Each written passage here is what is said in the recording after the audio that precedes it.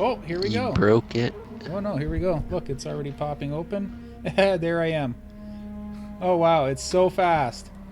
It's Oh, for real? Wow, I it's gotta the see. same speed. Hold on a second, I got my cameras all messed up here. I need a link to I'm this. actually looking at the stream to adjust my camera. That's how quick it is. Oh, wow. So this is so All right, well, cool. is there an It's easy like to a read half link, second or do I gotta behind. find this? Oh, it's just beam.pro/NOKYARD. Okay. Oh, That's cool. NOKYARD. And you know what? I'm just gonna keep the stream up for a minute now. You know what? Let me get out of this. Let me just put it to where I'm actually going. Oh, whoa, you're like right there. Yeah. So I just I said that. released the video of my stasis dog fight. I'll go red team so I can fight. Oh, and are you on Halo 3 as well? I'm getting on there. I just signed on. Okay, cool. I'm gonna test switching over. I really wish I had two capture cards for this, but one I'll have to do. I just have to do it the old-fashioned way, where I switch back and forth. I'm just making sure that works. No signal, and there we go. We are in with my Okay. walking controller that's probably died twice already. It's just a walking controller, and it just walks around. It spawns, falls off the cliff after about 5 minutes, and respawns again. I'm glad it's not a vibrating controller. That would Okay. get annoying. So, Yeah. do I have to invite you into Halo 3, or can you just jump in? Or Nope, I jumped in. oh, I right. am in. Yeah, no, what I was saying though is I found out that those Tundra vehicles, they keep the same Warzone characteristics, so like it takes like two Spartan lasers to kill a Warthog. I actually don't have a So problem with that because I think the vehicles are you like think paper. they want them to be tougher? Yeah. I kind of like I I'm gonna test with them anyhow because I like yeah. the idea. Because the vehicles now they just get shredded. You try to do a flag run and they just get Oh yeah. shredded. So there'd be a tougher I like the vehicles of Halo 2. Um, yeah. Even though it's a Halo 3 map, but Halo 1 we're Yeah. invincible. So, I'm just for what it's worth, I think I did like I think 6 Hydra shots blows up like a normal Warthog, and I think it took like 10 to do a Tundra. I'm like making this number up. I did it last week, but I think oh, it's like I six had a versus ten. setup because I was playing with the around with the possibility. Oh, there, I tweeted it out. I played around with the possibility of putting splinter turrets instead of turrets, since it is a Forerunner type map. Okay, yeah, and yeah, yeah, and the regular turrets take two full heating and cooling charges, and plus a little bit more to blow up a hog. Where I think it's like 5 shots from the splinter turret. But those are direct hits. yeah. Now, of course, the splinter turret is harder to hit a moving target because Mm-hmm. it's got. Oh, the guys are broadcasting tonight and they want me to play. Oh well, sorry guys. I know you're not watching me because you're Sorry. streaming on Twitch right now. I haven't set it up yet. I think what I'm just trying this service out tonight, but I think I'm gonna try the multi-stream thing where you can stream to YouTube and Twitch and this all at the same time, and Okay, that's pretty combine cool. all the chats together in one. So let's Is that their service that provides that, where you can merge all the chats? No, it's a separate The service, but you actually okay. set the stream key to them, and then they feed it to the other places. So I don't think you'll get the Oh, zero latency gotcha. that you get with this, Yeah, but I think I'd rather just keep it simple and just pick one and stick with it, yeah, because I'm jumping. I've tried YouTube, Stream.me, Twitch, and so far I like this one because I like the immediate interaction. yeah. I can't believe I how can fast still it is. take my video on demands and save them and upload them YouTube tonight, sort of thing. Actually, what I'm going to do is um, I don't they don't seem to have the setting in the software yet, but you should be able to save a copy as well. And Mm-hmm. so let's see. Very cool. Let's see. Hold on. I'm just up getting Twitch. And people are already liking this, so hopefully they can tune in and watch. I don't even know if anyone's watching. Whoa, I'm dropping my batteries on the floor here. Uh, Oh, I need to do the customary open every tab for viewer purpose. Can you see if there's a... Oh, I found the battery. Oh, thank you very much. All of a sudden, there was a hand under my desk grabbing the battery out the floor. Thanks, Connie. Okay, batteries are taken care of. I got fresh batteries in the controller. I booked the room for the night, so we're good. Well, not all night, but there we go. For a bit anyhow. Because we're actually going to get some stuff done tonight, which is really nice. Oh man. Yeah, you know what? Let's just jump right into. I'm gonna put it back to Halo 5, and I'm sure it worked. And I just want to check my processor to make sure I'm not killing my computer. Oh, I'm all the way up to 13% on my CPU. I love this new CPU. It was like out. It was Watch like out. 97, 98, clip, drop frame. Yeah. And now it's like, oh, 14%. That's Give the me a best you challenge. got? Running a HD instantaneous stream, that's the best you got? So I'm on Halo 5 now, so you want to jump into Halo 5. Okay, yeah, let me... And I'm I going to think save I'm... immediately. Okay, yeah. I don't know if you saw the whole thing, Yes. but I'm going to just do a quick review of what I did. I yeah, explained by all I means, explained to you should. everyone that I showed up my notebook, and I said I did 20 to 25 hours of forging on my own because I just did all the boring stuff. Because Yeah. not only that, I talk the entire time I'm streaming, whether I'm doing anything or not. Oh, that sounds refreshing. Are you drinking or urinating? That's drinking. That was my kitchen drain. That was my It's your kitchen drain. I drain. was catching up All I heard is this on water dishes. rushing in my ear. That you're either Gulp, gulp, gulp. pouring a drink or you're urinating, one or the other. No product placement tonight, I guess. I don't know. Maybe I should crack open this refreshing Dr. Pepper 23 natural flavors. Maybe. Well, I always show whatever. If I'm drinking a beer on stream, I always show what brand I'm drinking that night, and it's always Slim and Clear, so that makes it easy. Yeah. So let's generate lighting. All right. I'm just going to quickly Yes, go let's. through because if you're watching this on, never heard of this site. Well, welcome. Here, Belushi, type something. Just type something. Anything. Okay, login. Something. Something. How's that for fast? Pretty fast. It is very fast. It's like too fast. Yeah, that's really nice. That's why I'm trying this out. Plus, this site was bought by Microsoft today, so I'd like to be their spokesperson. Anyhow. There you go. Then I saw NOKYARD. Someone keygasm. Nice. Excellent. So I've got followers already, and I've got 2 followers, and I haven't been on the air for like 2 minutes yet. So this is great. Okay. Quick. Let's let you give a quick overview. What are we doing here?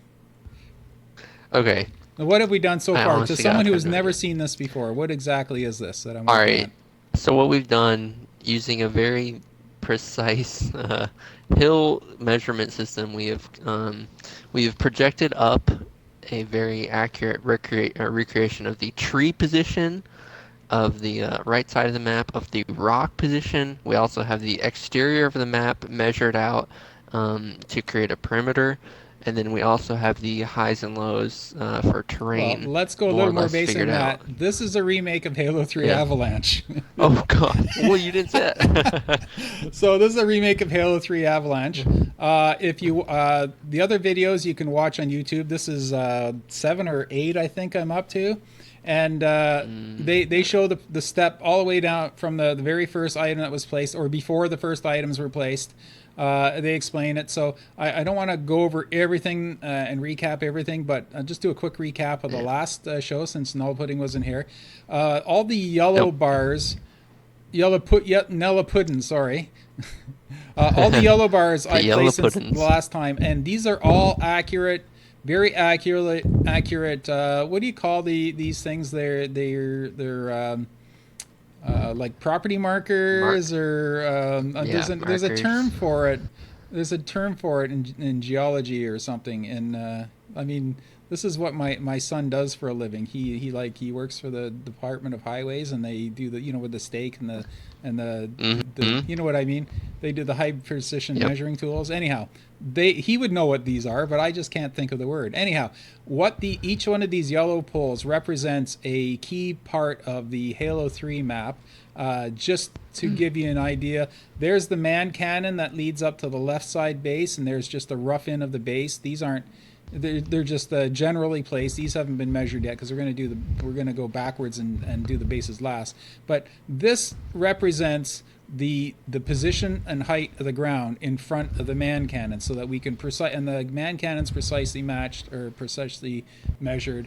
And so what we did is we went through Halo 3 and we took all the measurements and we directly correlated the exact same spots in Halo 5, so that we can make sure that the terrain is the proper height, the hills are right, the angle you're running up the hills are all right, the doors and openings and portals are all exactly precisely placed.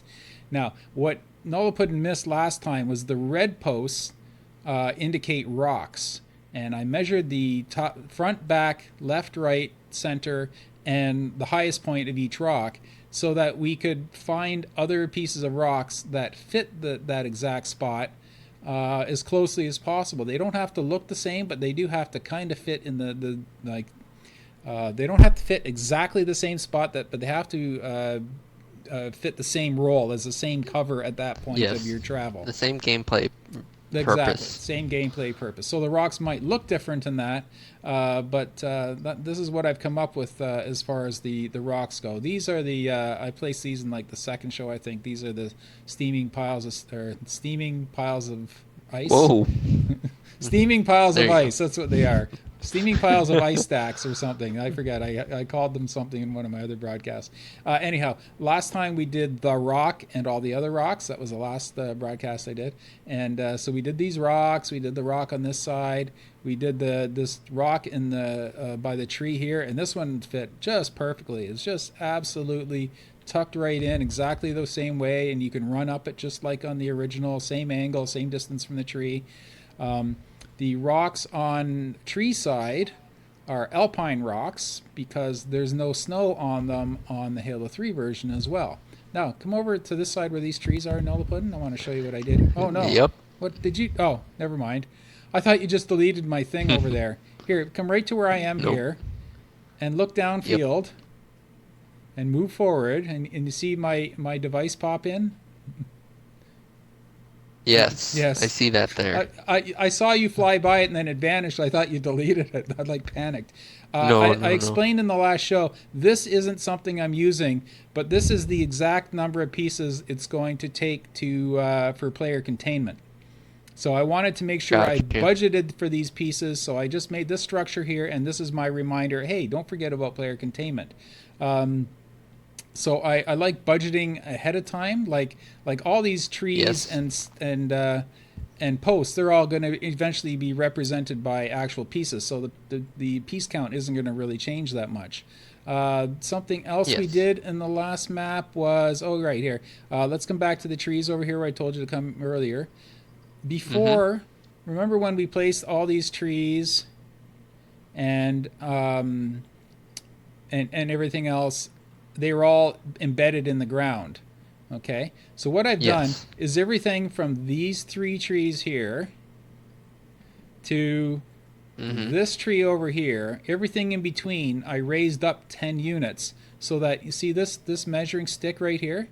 This was buried halfway into the ground when we did our precise measurements. I think I can't remember if you placed or whatever. No, you were placing these, weren't you? I can't remember. Yes. Yep. So this one was halfway buried in the ground. So this actually is just a measurement of the vehicle path between the rock and the trees. And I wanted this to be pretty accurate as well. So what happened is all of these other things were embedded because in the Halo 3 map, the map dips down at this point, and this map it rolls up for just a little bit, just this little area here. So what I've done is I just grouped them all together and moved them up until this met the ground, and that allows for these markers here. The yellow ones indicate the path up top. So this means that Yes. this path is now above the ground rather than right at ground level. So that was the last thing I did. I was really nervous about it. I didn't want to really do it, but then as soon as I did it and realized everything fit perfectly now, I'm definitely keeping it. So that's what I did. Yes. And the very last thing I showed, the last broadcast, is if you come over to my my workstation over here, where all the spawns and stuff are, where we spawned at the beginning, Mm-hmm. and you see the underside of it, Yes, I do. that is my ice. That's what I was gonna say. It looks like an ice shelf to Yep. me. So I don't know if you saw this, so I'm going to duplicate this and bring it down, and this is going to be at. Hold on, I just seized my controllers up here. Oh yeah, there's another thing I did. I'll show you in a second. This is going to be anything that is. Let me measure the bottom of this. I want to be absolutely sure so that when I'm showing you this, it's correct. This is going to be any object on the entire map that's below 78 units on our measuring sticks. Once again, these measuring sticks were all explained in the first episode. Anything that's below 78 is going to be represented by ice. Hold on, tool settings, turn on my boundaries. So let's set this down to the right height right now.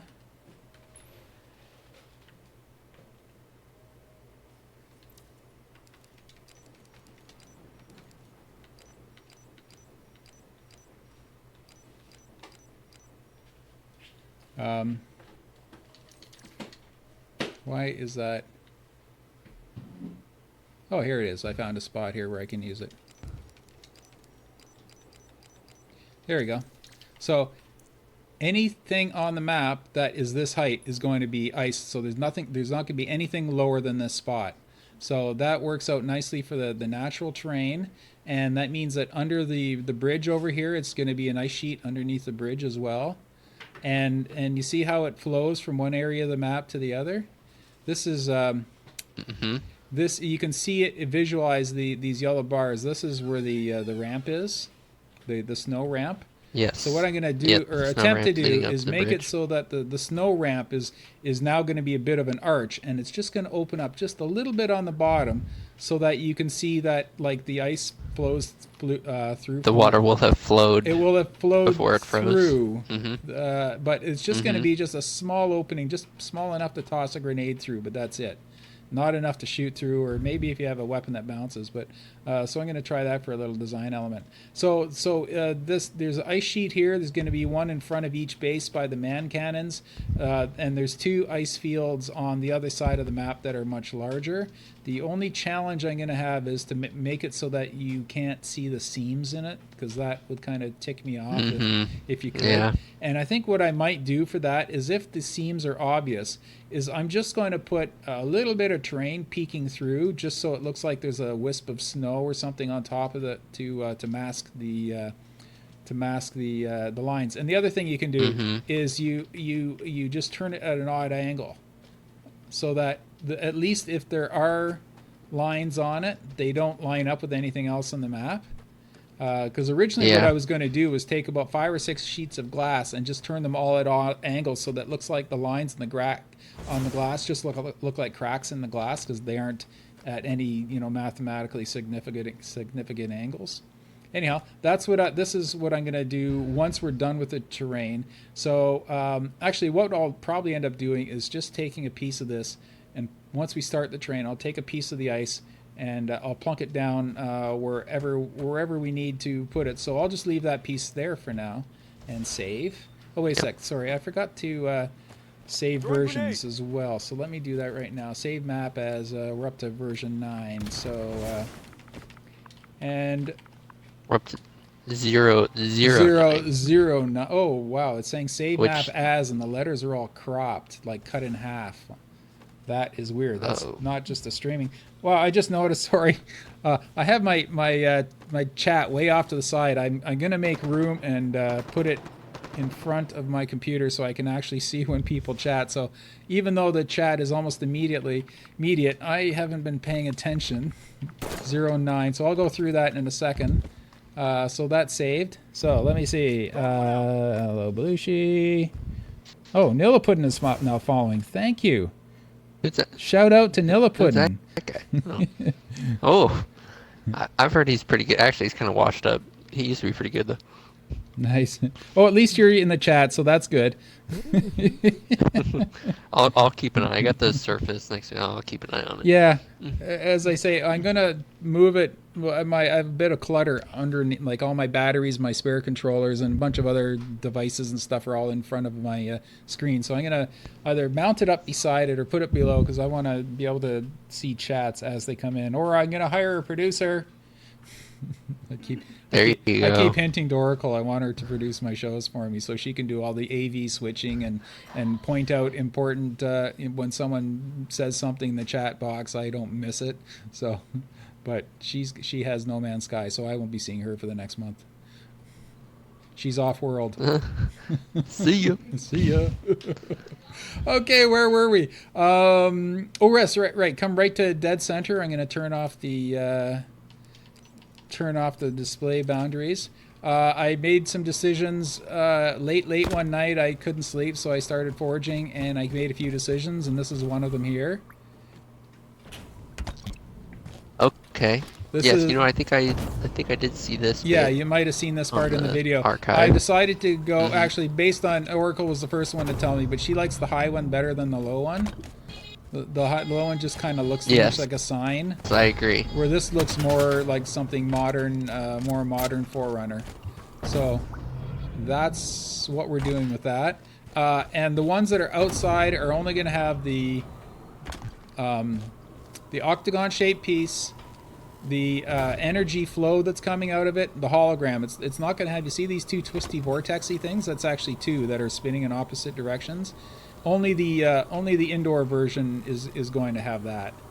You know what? Why don't I just fly out there and show you? You see, these are... Let me just duplicate one of these and move it over. You see, this is a single one. And then what I did is I duplicated it and turned it 180 degrees, turned on magnets, and stuck them... Oops, not this way. Stuck them nose to nose. So that it looks really vortexy. See, because they're spinning in opposite directions. So I really like the look of that.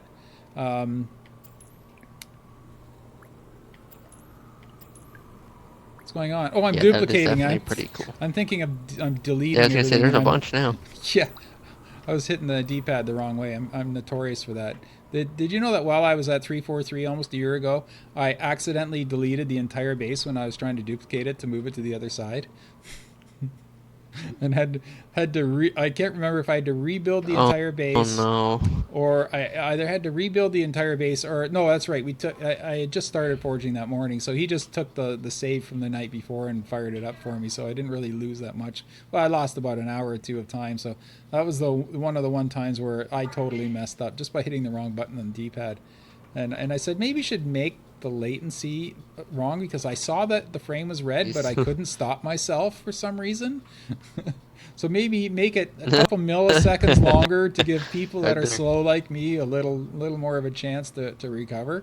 So, so where were we? We talked trees. We talked measurements. Oh, right, something. All right, that doesn't matter. I just want to see if there's anything else we need to recap before we go on. I think that's about it. So anyhow, for anyone that's viewing, I don't like going through menus and guessing things. So what I do when I forge is I lay out. I did this my very first forge on Alpine at 343. I was supposed to have an Xbox One and an Xbox 360 because I was doing exactly the same as this when I made Deadlock, is I wanted to do a one-to-one recreation, so I needed one on each screen. So while they took half a day to find me an Xbox with Halo 3 on it, I did the same thing as this. I went through the entire Forge menu and I spawned one of everything and left everything sitting on the ground so I could see it. So so what I say is that instead of going through menus, you can just go on a shopping trip to find exactly the piece you need. So there's the rocks, the small chunks, there's the terrain, flats, hills, slope helpers, hills and bowls, which are the same thing upside down. I'm actually going to use the largest hill piece. I'm going to be using it for one of my ponds, and so I can make it out of 2 pieces. And these are the big rock chunks. I've been using these, and I've been using parts of these. And these are all the neutral structures that are, I don't know, let's just say species neutral, so I can use them for Forerunner if I want to. And I've already kind of pre-selected some things I'm going to make. I'll show you once I get building structures. But this just means that these are the pieces that I will be creating most of my structures out of. But I just like spawned one of each for reference. There's a few other pieces like our primitives I didn't bother spawning because I know what they all look like in their size, but off by heart. And nice jump. So this piece you're on right now, yeah, this piece you're on right now is going to be, I'm going to be using these more than I'm going to be using terrains, because I want the whole far side of the map, the whole ice side of the map, to be made out of these pieces and no terrain whatsoever, except in a few spots. Yeah. I think right here you'll see I used, Totally with you. I like the look of it also. I use the terrain here as the rocks, and I'm going to be using the rocks as the terrain, because if you look at the original map, this is almost exactly what this rock looks like. It looks like an icy piece with dark veins running through it, and it kind of has this sort of same coloring, and it's sort of like the highlight of that. It's like the centerpiece of that whole side of the map is this one rock, and so I wanted to make it stand out from all the other ice rocks. So this is what we're going to do. We're going to continue on right now. I just checked the chat first. I heard about a Microsoft acquisition. Probably found out. To NOKYARD. No, yes, exactly. Yeah, I hope to bring as many people over to this as well, because I really love the fact that I can ignore people in real time now. So this is what I'm going to do. We're going to build the last rock, which is this column here, and then we're going to measure the limits of our terrain. So I want to know how high all the cliffs are supposed to be. So what we'll do is we'll find an intermediate point between the man cannons or at the man cannon, I don't care, wherever, and we're just going to mark the general height of the terrain all the way around the map, so that we have a frame of reference, so we don't build things way too high and way too small or way too low. And yeah, let's do that now. What we're going to do is come over to the ghost. Okay. These 4 pieces. Okay, right here. What I'm going to do is I'm going to park. Yeah. I'm going to park my forge monitor let's just get out of forge mode. I'm going to park it right here. You know what I'm going to do also is I'm going to bring this ledge up to where it's supposed to be. Okay. And then oh, okay, I see the one. This one that's sort of like a pseudo archway. Yeah, and this piece is more like, it's more like this, and then there's a bit of a hill that goes up and then back down again, but this piece here, it's a bit of it. Where is it? I just spawned it, and oh, wait a sec, I can see it by, wow, way over there. There it is. Oh, okay, it wasn't that far away. The hill starts to go down here, so I already know what piece I'm going to use for that. So I'm just going to place this here so you get kind of an idea of what the ground looks like for when replacing it, because it starts to go downhill here. Oh wait, you see that tree there? Oh wait, no, it is a bit flatter here because that tree is the base. Yeah. Right. Okay. Right. It's just the lower platform. That's all it was. Yeah. Worth noting, we both have this open on Halo 3. Yeah. So what I'm going to do is I'm going to switch. I'm going to switch the camera over to Halo 3, and I'm just going to park here. What this represents the door to the man cannon room. So we precisely march it. So what I'm going to do is I'm just going to drop my monitor here, and I moved it, so I'm almost going to fall off here. And I'm going to switch everyone over to Halo 3 so that we can all see what we're building, and that way I can also keep it in my second monitor. Just want to make sure we switch over first. Oh, and I got picture-in-picture working beautifully too. I don't know if you're watching, Whoa. but Nice. there. I'm. Here we go. There it is. Picture-in-picture in, and then I can go in and oh, except I got it covered with all my windows and other windows. You know what?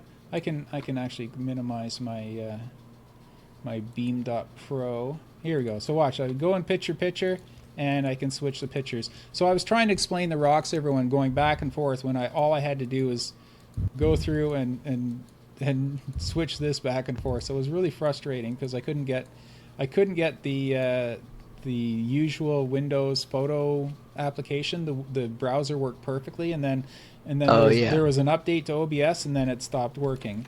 Oh dear. One thing I gotta really give a shout out to is Beam.Pro.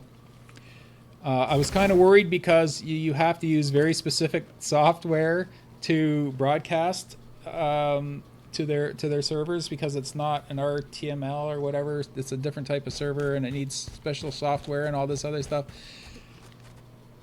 And then I go and open the software, and it's just reskinned. It's just OBS. All my presets were already there. My webcam was already perfectly set up. I just turned the software on, and it was like, wait, this is OBS. They just, Yep. because it's open source, they can do this, and it's just the latest version of OPS, but it has their extra software tacked on that they need to do zero latency Their streaming. Forerunner advanced Yeah. So technology. I keep interrupting myself. I'm going to stop interrupting myself, and I'm going to put down my Halo 5 controller, pick up my Halo 3 controller, and I'm going to switch the screen over so I can see what I'm doing. So I'm going to also switch over to this monitor here. Yeah, I'm in a 2-monitor setup now, and I kind of wish I had like a 15-monitor setup. That would be so nice. Or You at least always 3. want more. At least 3, so I can Always. run the stream on one, and then because I do mostly remakes, not mostly. I'd say maybe Not mostly. no. No. I would say it's Griffball, remake, racetrack, Griffball, remake. That's about There you go. that's about it, because I don't. Oh right, and then I always do a one-off or a mini game or something. And also I There you work on special projects that I can't talk about, unfortunately. So anyhow, that obligation is over for a while. They're sick of me. I've already done everything they asked me to do in record time. So we'll get into that at another time if I'm allowed to. Anyhow, this is what we're building now. It's this structure right here. Now I've already plotted out the position of this wall right here, and I plotted it all the way over. Now you see I have it. You don't actually need all the pieces. So what I'll do is I'll go through and lock the pieces that you can see once we build the terrain, and then just do a select all and delete to get rid of the ones that are embedded. But this I already have, and I only really put it up for a visual reference, but it's all up and it's all measured as well. So we're going to put this piece in here. Now this piece is kind of strange because it's like this leg that sticks down, but it comes out from way up in here. And the nice thing is that you don't have to finish off the top of it, because it's all embedded in the structure. Just run up into it. Yep. Yeah. And the other thing too is we don't care if it looks different, because as I say, this is years later. There's been several thaws and freeze cycles since then. And wait, where is my other controller going? I'm gonna set it so that it. Just going for a walk. I'm gonna set it so that it eventually walks off the end of the map. Let's see how long it takes to get there. So I'm aiming it for the other side of the map. Okay. So it doesn't matter if we really don't match the look of it, but it has to be gameplay wise. It has to be accurate. It has to be the right width, the right length. Your vehicle paths have to work exactly the same going through. Okay, now I see why the terrain is different. It's smooth on one side and an incline on the other. But we're going to match all that later anyhow. So that's why when I do measurements, I do left, right, front, back, and top. Well, in this case, there is no top. So that the rocks are positioned properly.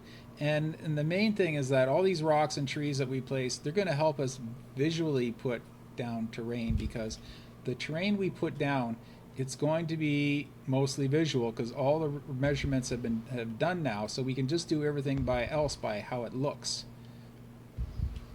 Okay, so what we're going to do is, as you can also see, this is 2 pieces, so I have no problem making it out of 2 pieces because it's pretty hard to find. It's pretty hard to find a piece that would exactly fit that, because there's really nothing that shape. So we're going to find a place that's narrower at the top than at the bottom, and we're going to put it in on an angle, and we're going to kind of match up with the top. So what I'm going to do with this controller is I'm going to park him in exactly the same spot as the one in Halo 5, and I'm going to center my reticle on it, on right where I knew I measured it. And I'm going to switch to my... Oh, there isn't a pistol. Oh, whatever. I can leave the AR on. Yeah, because the other one's an AR anyway. And what I'll do is I'm just going to leave that up there. And sorry you won't be able to watch my bottom controller walk off the map. Actually, you know what? Since I'm not... I was going to say I'm not doing any measurements, but that's exactly what we're doing next. So, oh, you're already jumping ahead of it. That's fantastic. I'm okay, thinking, you know what? Well, this I'm gonna switch. I'm gonna switch the viewers over so they can see what you're doing. And what I'm gonna do is I'm just gonna take a measurement in. Oh, actually, no. This one doesn't go any higher than the structure. So that's the thing about this, is we can't go very much higher than the structure. Like maybe a little bit. Yeah, we don't want to poke out. You know what? Let me just. Well, wait, I'm what's just. the top I'm just look gonna. like again? The top goes in. It's embedded. And then it goes up to Okay, here. yeah, the top is embedded. Okay, we can go a little bit. How... You see, if it goes up to where that we can go a little teleporter bit is, higher. that's okay. But you know what? I'm going to actually measure the top of that right now, just so because it's one of the things I'm doing as well, is I'm measuring. I'm going to do the same thing that we did for measuring paths.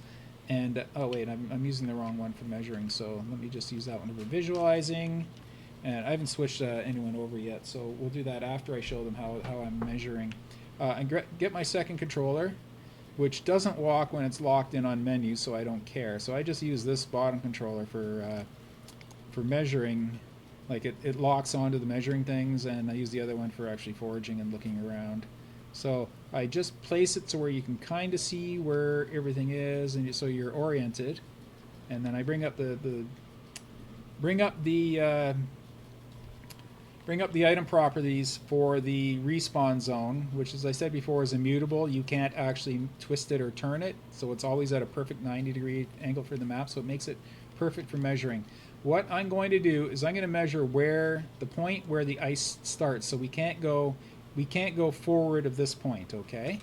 And it's also the height where it meets the structure. So let's we have to make it longer. It's got to be even bigger than that. Oh yes, you can see this guide too in the Halo 3 one, right?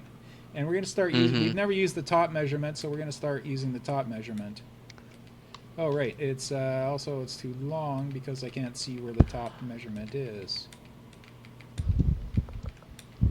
Oh, wait a second.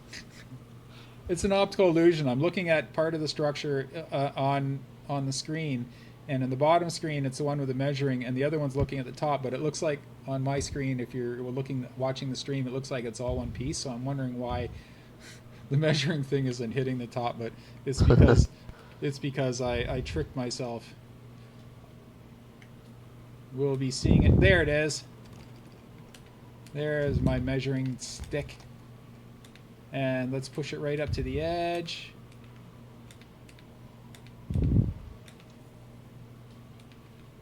Perfect. So width is, oh right, I want the depth to be a number that matches as well, because that's actually a corner piece. So that's going to be like 2 or 3 or something. Oh no, there we go.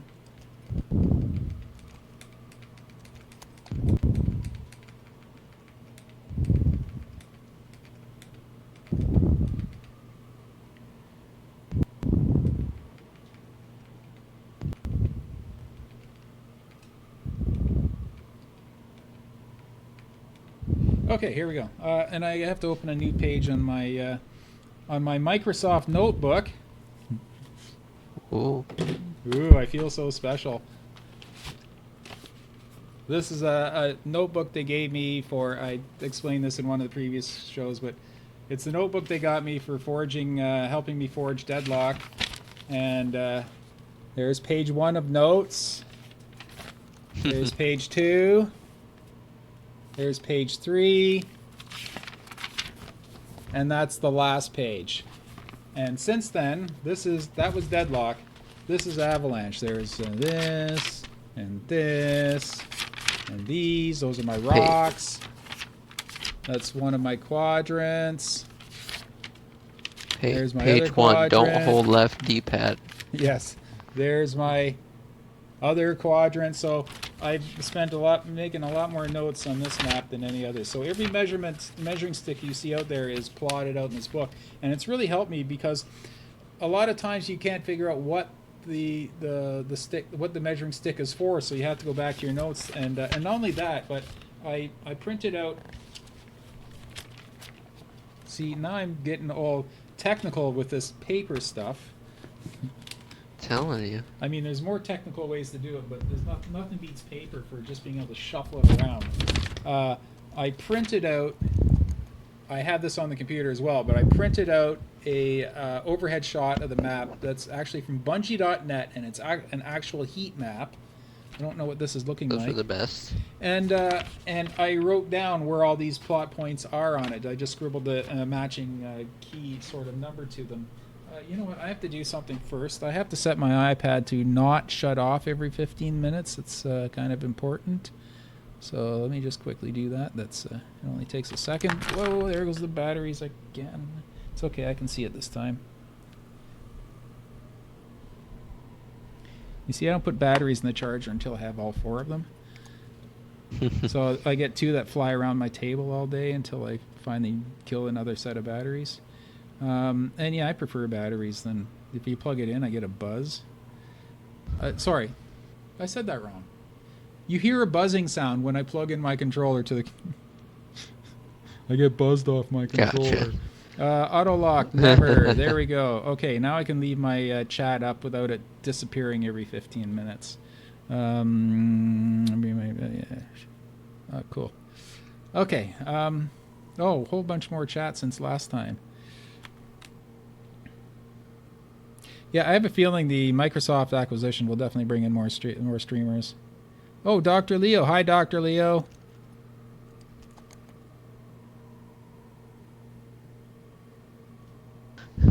Let me see. I'm gonna see if I'll show you mine.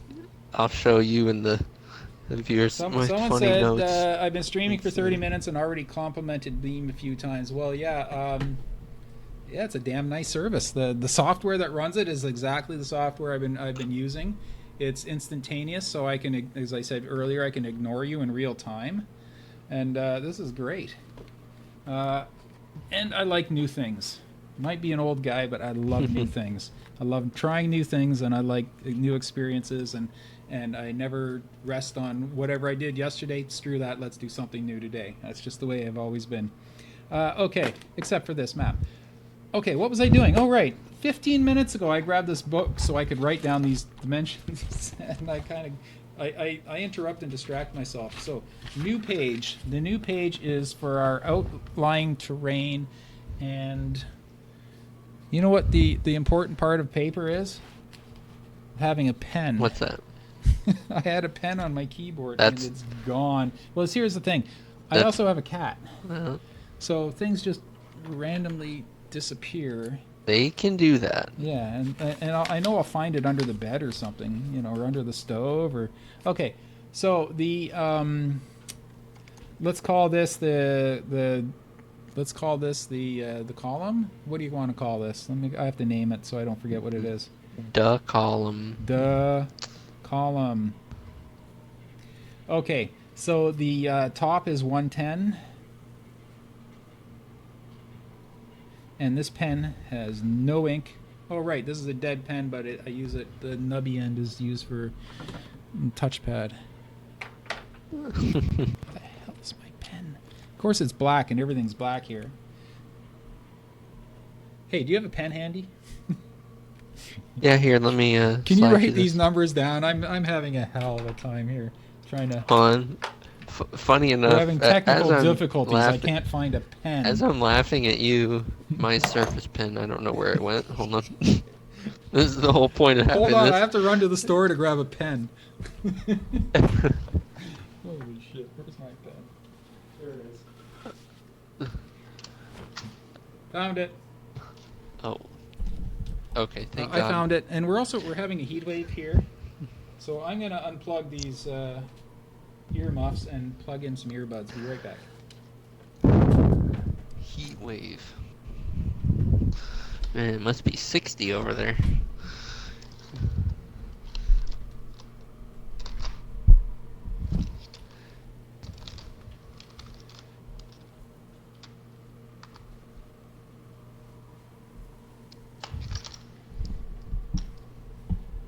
There we go. Hello? Can you hear me? Yes. Oh, no, wait, Mike. Sorry, these are earbuds. If you plug them in too far, you can't. Wait a second.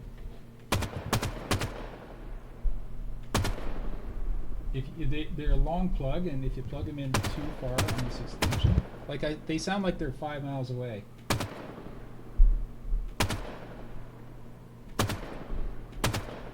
Oh, that is weird. Okay, never mind. What's that? Your earbuds are kind of weird when you plug them into extensions. Like my mixer has a 1/4 inch to 1/8 inch converter, and it just does not work with the earbuds yet. I'll just have to grab another one someday. So for now, plug this back into the computer and put on my winter earmuffs. Oh yeah, you guys came to watch a Forge stream. Did I tell you that's not what we're doing? Oh. Just kidding. No. Okay.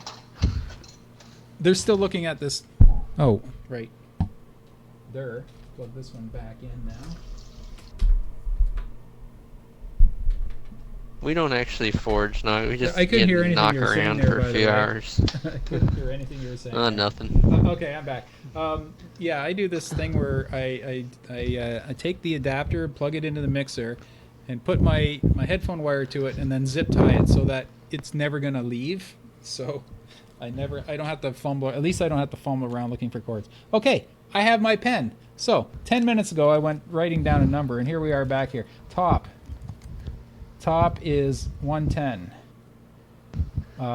We aren't doing the bottom.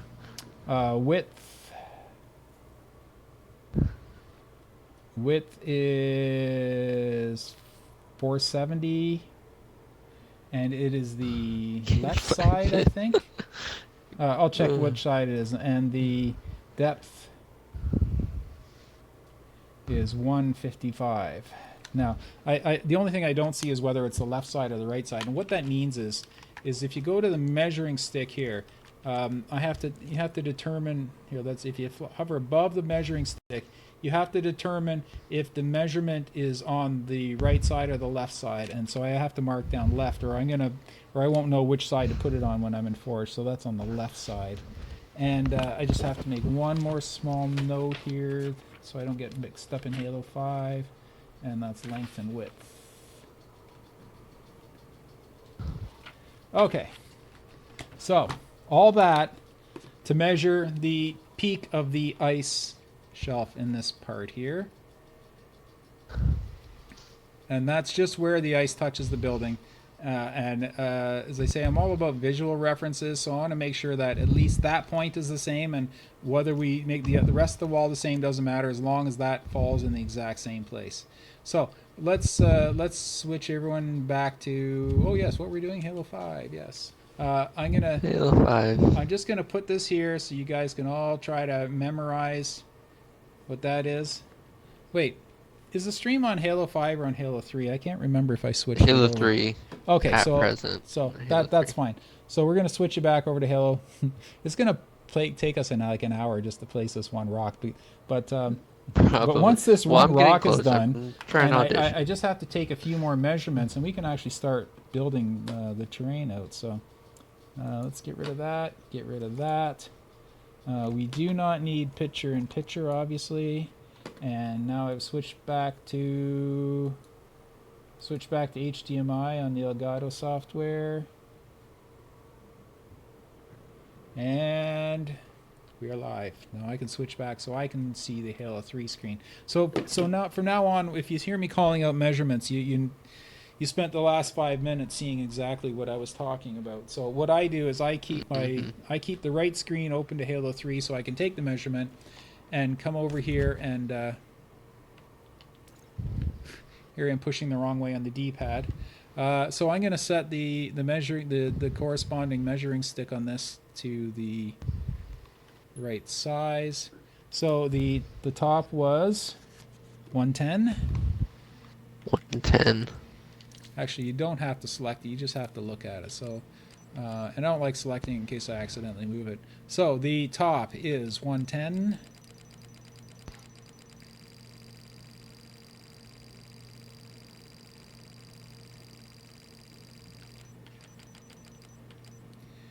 The length was 470.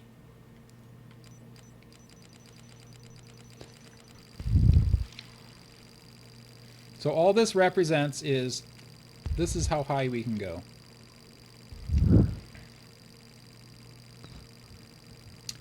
I think I found a pretty good shape for the bottom, but I need to wait for you to see height and stuff. Yeah. I found the perfect piece, and then it stuck a mile too high. I used one of those long, thin, spiky... Oh, wait, I overshot it by a long... What's my number here? 470. Oh, I didn't go over by too much.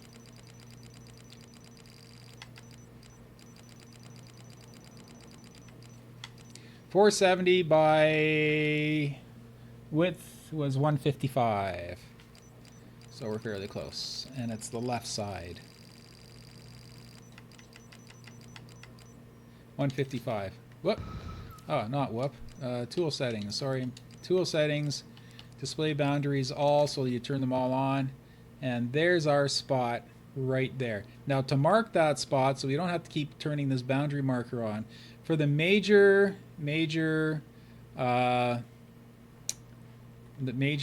spots for that, I'm going to use, I'm going to take this tree and I'm going to duplicate it. And then I'm going to ungroup it. Then I'm going to kill the tree, and then I'm going to switch this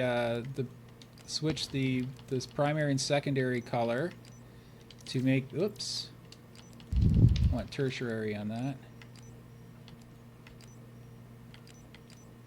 You've gone plaid. There we go.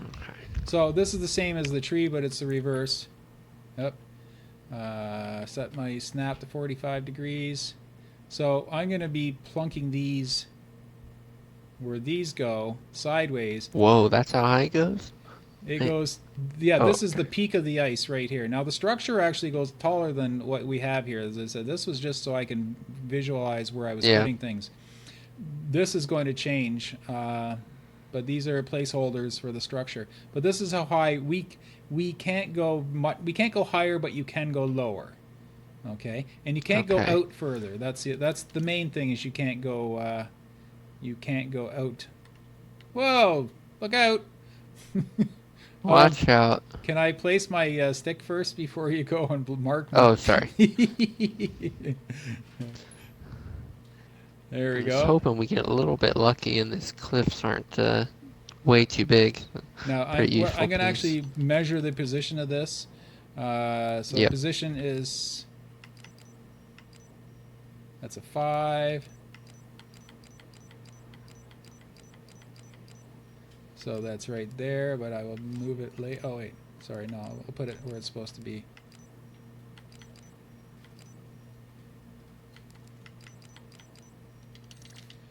Okay, so now because that's there, I can turn off the display boundaries so that...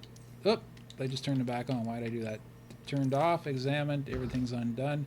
Okay, and I'm just going to quickly save it here, just because I usually do that once I place it, so I don't have to do all that measurement again. So this is the this is the height and the forward. So if you have to go over by hair, that's quite fine. That's no problem. But the other thing is you can't. We have to go inside the cylinder. You have to. Oh, we can't impede on the inside though. Yeah. No, that you should be able to Has to be. see you from here outside the map. You should be able to see what Yeah, yeah. represents the center of the cylinder. Okay, so here let me place this rock Oh, exactly okay. Yeah, yeah, I where got I you. mean right there. Okay, see if you come back and Yep, look at the yep. center. This is that spot The right here. center. That is the corner that I measured. The crosshair. Yep, Now I got you. it's going to be okay because there is actually going to be structure running into the snow here. So it doesn't matter what you Mm-hmm. do inside of that, but outside of it, you can't go past that point. So that is really good there. Gotcha. And it's okay if it does this where the snow is kind of hanging down the side. That's cool too, as long as there's no abandoned pieces like that are just where it's like a patch sticking through. And I also Yeah, want yeah. something very important. I want to make it so you can't stand up here. Okay?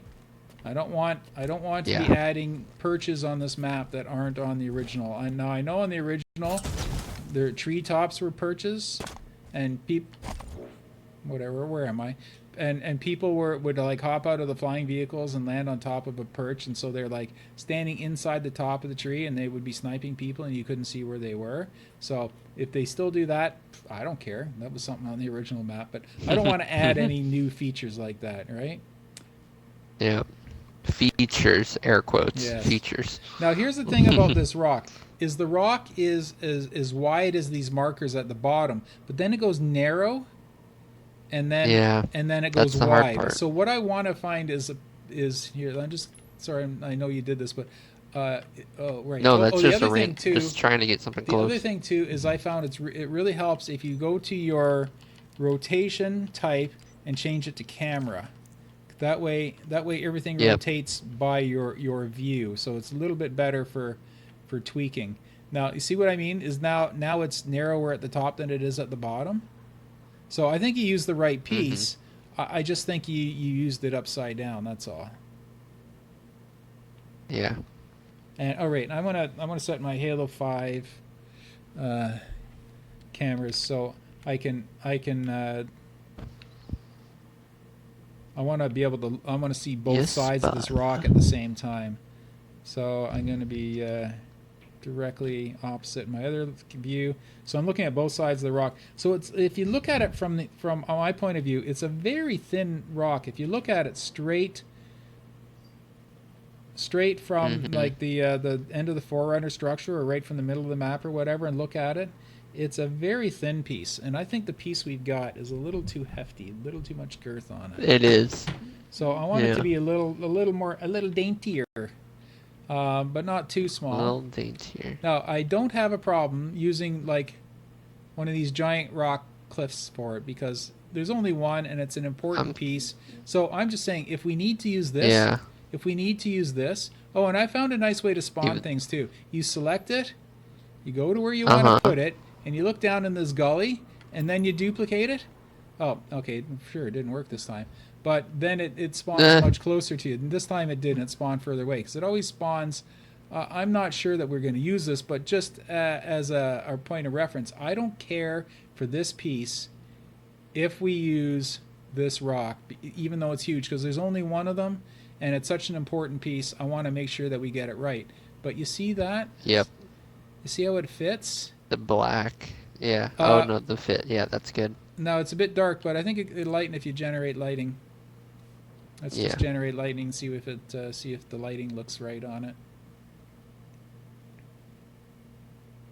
See, as I said, I don't care if we have to, take the biggest piece in the game, but you see what I mean? That is a really nice looking rock, and here people are going to come in, forgers are going to come in and look at.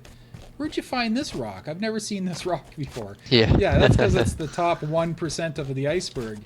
But I'm gonna look at this piece. I just want to see how it compares to the original. And if you use it like I'm gonna try turning it. I think that's a pretty good match. I'm looking at both.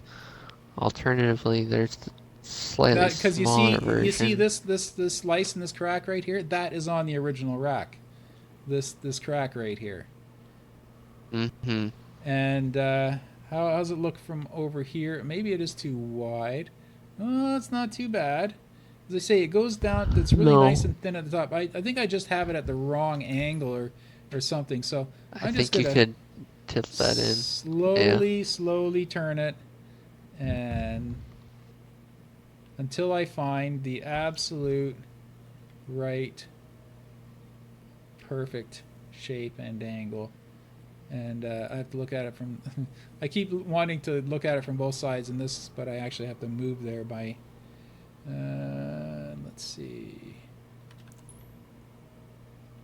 Now, what I'm going to do is I'm going to say this is the piece I like, and I'm going to move it out of the way, Yep. and you can place the piece you like, and let's see which one looks better.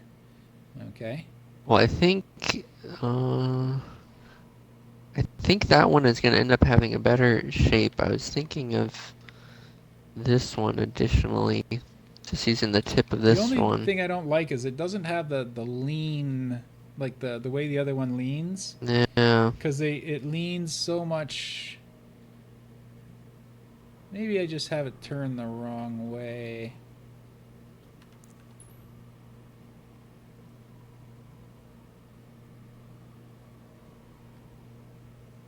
Ooh, I think I'm onto something. Maybe not. Let's see. Wait, you know what I'm gonna do? I'm gonna just rotate it and see which way it looks the thinnest.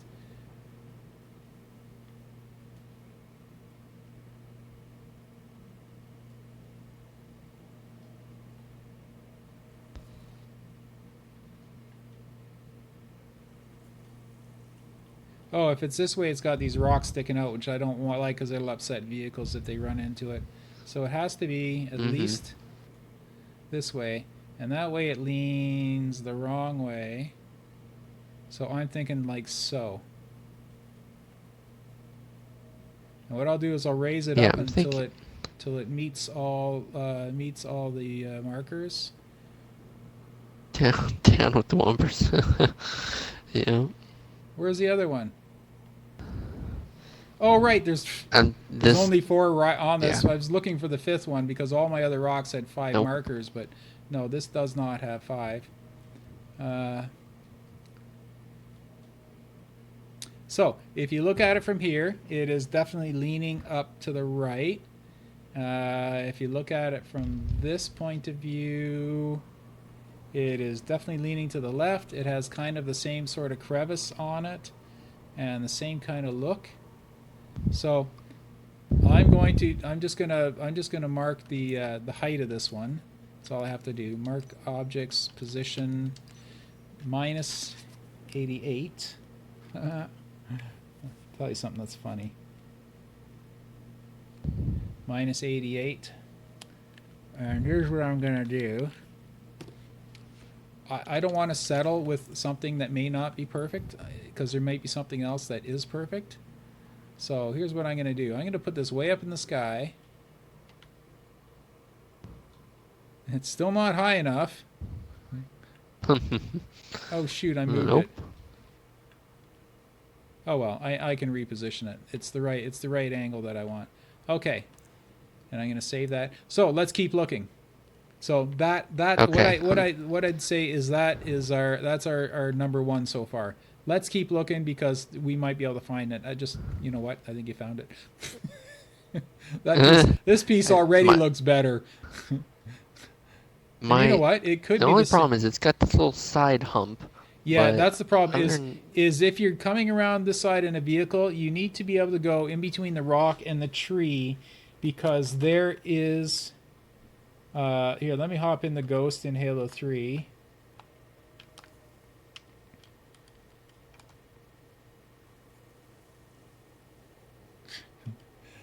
Yes, you can get through between the rock and the. There's just enough room to wedge a ghost through there. So I imagine you could probably wedge a warthog through as well. Why would I say I believe you could? Why don't I just hop in a yep. warthog, drive over there? It's not like it costs anything in gas money.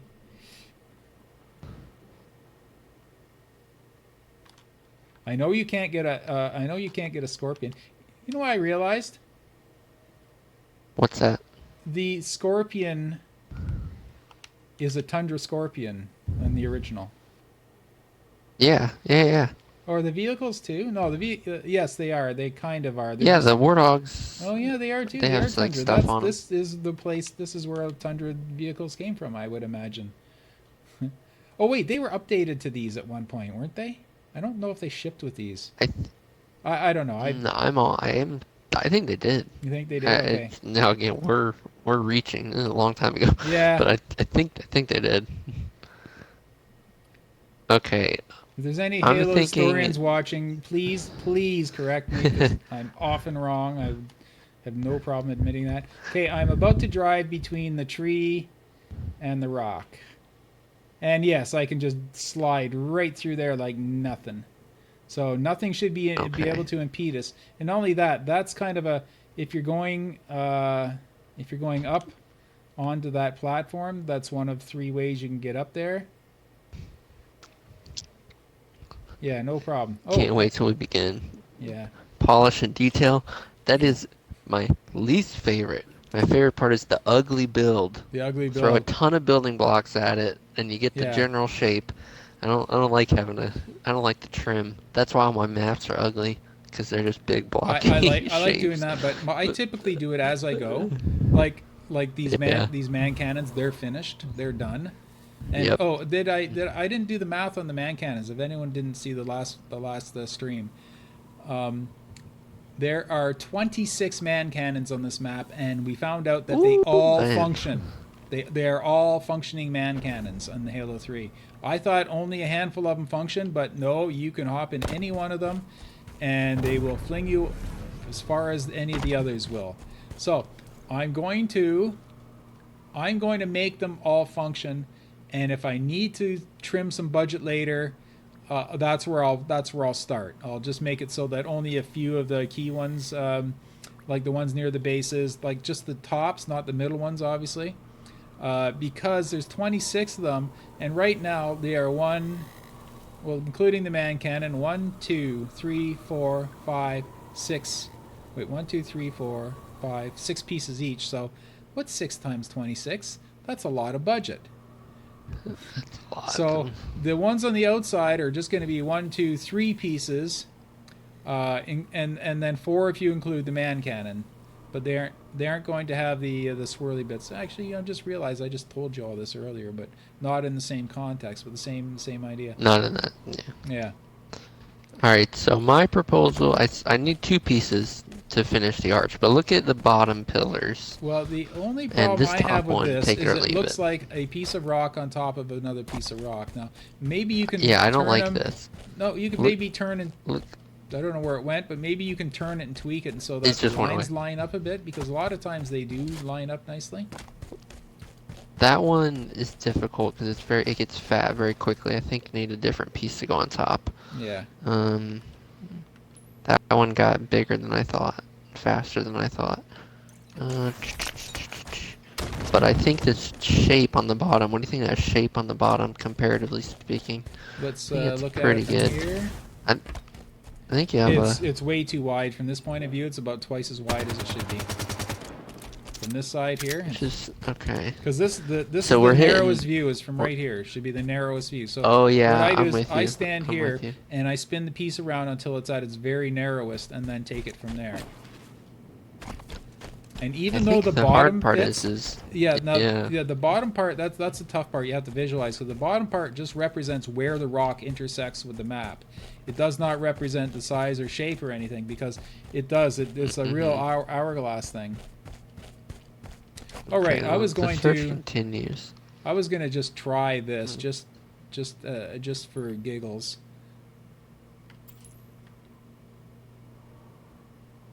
Aesthetics. Does this look like way too much like a? Oh wait. I ran it over there earlier. Oh, you did? It's just so big. Yeah. Yeah, it's so big. Even flipped. Yeah, and it looks just like a pile of odd pieces. It doesn't actually have a. Yeah. Yeah, I want this to be one of the really nice features of the map. I don't want it to look like something slapped together. I want this to be, like there are going to be rough patches on the map, but there's certain highlights, certain features I want people, because a lot of people spend a lot of time navigating around these corners. So I want this rock, that stack, the door, this whole area. I want it to look right, Mm-hmm. because this is it's a very high use area. And if you look at the heat maps, there's a lot of killing and dying going on in this area as well. So it's a lot an area where players tend to spend a lot of time. So I want to make sure that this area looks really sweet, really nice now. Oh yeah, Okay, the I'm other thing we thinking have to this do. one. Okay. What's that? Yeah, as I said, I don't I'm want to thinking use. this is the only rock I can think of that's thin in the middle, sort of thinner. Yeah, Maybe that one. I want to try to avoid Even three. not. Yeah, even the bottom of it's too small. Are there any of these other really large ones we can Maybe try? Like I grabbed the huge. I grabbed like the hugest one or the the second hugest one. 147 or whatever. I grabbed the That one 147 is the best 150. one.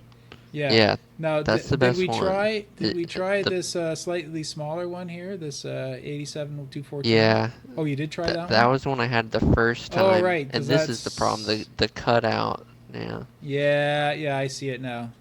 Oh wait, what if this part was underground? I can't. You know, it's hard for me to visualize the size. So what I'm going to do is um, I'm just going to select it and bring it over. I just want to visualize what it's going to look in the spot, or how it's going to look in the spot. You know what I mean? Mm-hmm. I love that rocks can go through ghosts when you have them Spot. set to phased. Yep. You see, what I was thinking is if the rock part was where the ground is higher, wouldn't that hide it?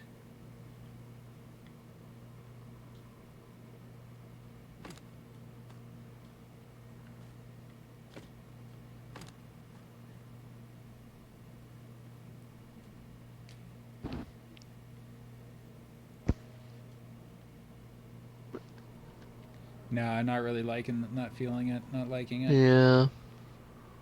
It's hard to get that thinness that this one Yeah. has in the middle. Now there is one more piece I can see in the distance here. Is oh, this one, no, it's too thin, because I've used this as another single. The tip of this I use is one of my first rocks on the other side. Uh, how's What this? about? Too short? I feel like Too thick? okay. Not these. Ooh, wait a sec.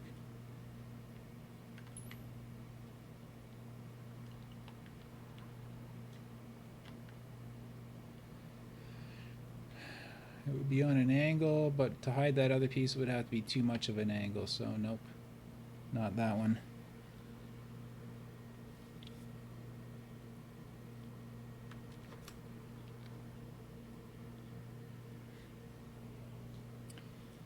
Cool. Okay. So what have you come up with? Let's have a look. Okay, I don't know. I'm trying to work on the blend here. Oh, I like the way the top of But this one kind of forms that cave, because that is another. yeah, that's what I was thinking. Yeah. That I think is bang on. Oh, here, let me hop out of this. No, I Take don't a have to. yeah. Yeah, I like that because it does kind of form the same cave, Like the and it archway. does look like Yep. snow's about to fall on you. I think it looks better than the original because there's this huge seam in the original where it just doesn't look right. Sorry if you know the original maker of this map's watching. Sorry, but yeah, uh, maybe even more of an angle because it yeah, by actually all means, forms. just grab it. It actually forms an arch, the one piece. So Mm-hmm. let's see what that looks like. I just realized I'm still holding the rock arch. Let me take this piece and dual analog it. No. Why can't I dual analog? Probably have a setting wrong somewhere. Let's just do this.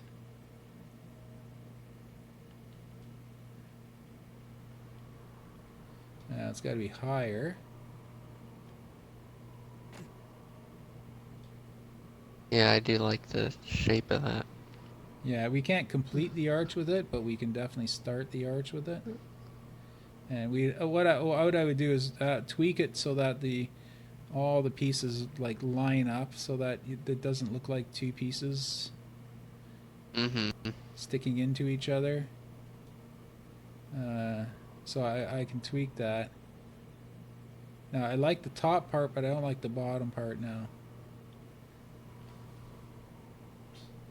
But the actually, let me switch back to player mode on the. Oh, for some reason I highlighted a hill marker, which I did not want to do. So let me find another one I can highlight. There we go. And I'm just going to bring my player back over to Halo 3 doorway. Okay, standing in the doorway again. Um, what I'm doing is I'm looking through the archway now, and I'm going to do the same with it. Even though it's a different field of view, I can... where's the doorway? Right here. Oh, right. I went and lowered this thing, and I should bring it... you know what? I'll just duplicate it. So yeah, this is a three-step platform here, and I lowered the one.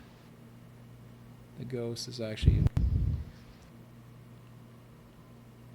there. You go. Do you have the ghost? Is that a height check on that ghost? It is Is sort it of, yeah. floating where? It is approximately where it's supposed to be, but all the ground here is messed up right now, and it changes and alters a bit. But this way, I did measure the base of the door, so that I know that this is right. The only problem is I need to continue.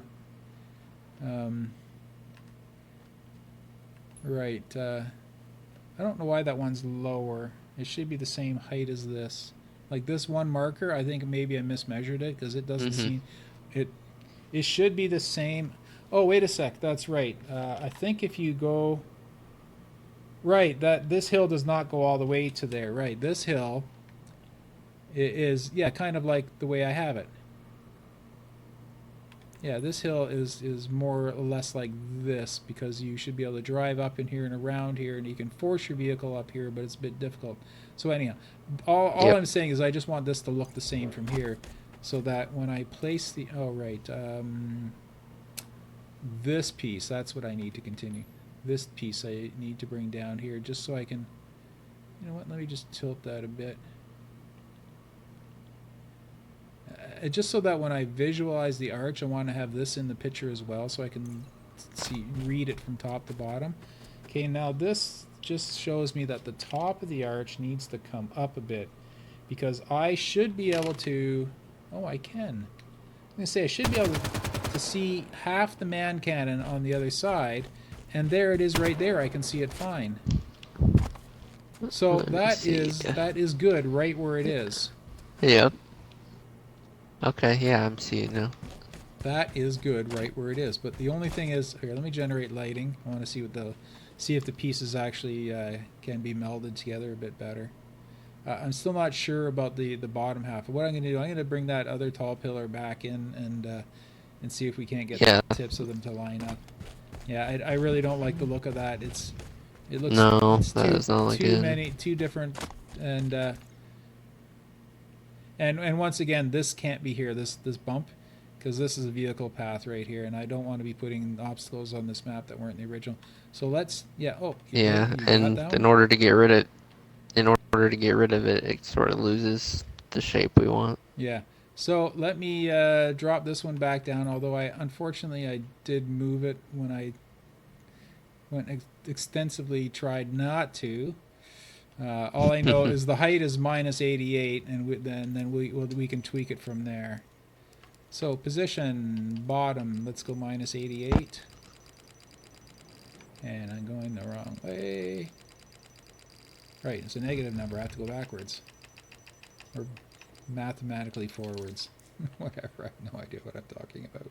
Yeah, so I did move it. So let's I moved it.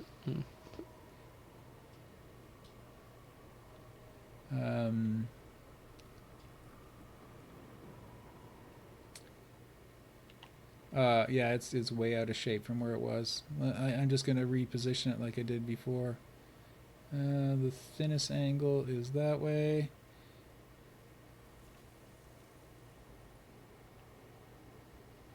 And this has something Yeah, sticking this out is too. So you know what? this I is can. gonna be the best McDonald's scene remake I've ever seen. Yeah, I noticed that the other day. I'm walking around going, I feel like I'm at McDonald's for some reason. I'm all of a sudden hungry for a Big Mac.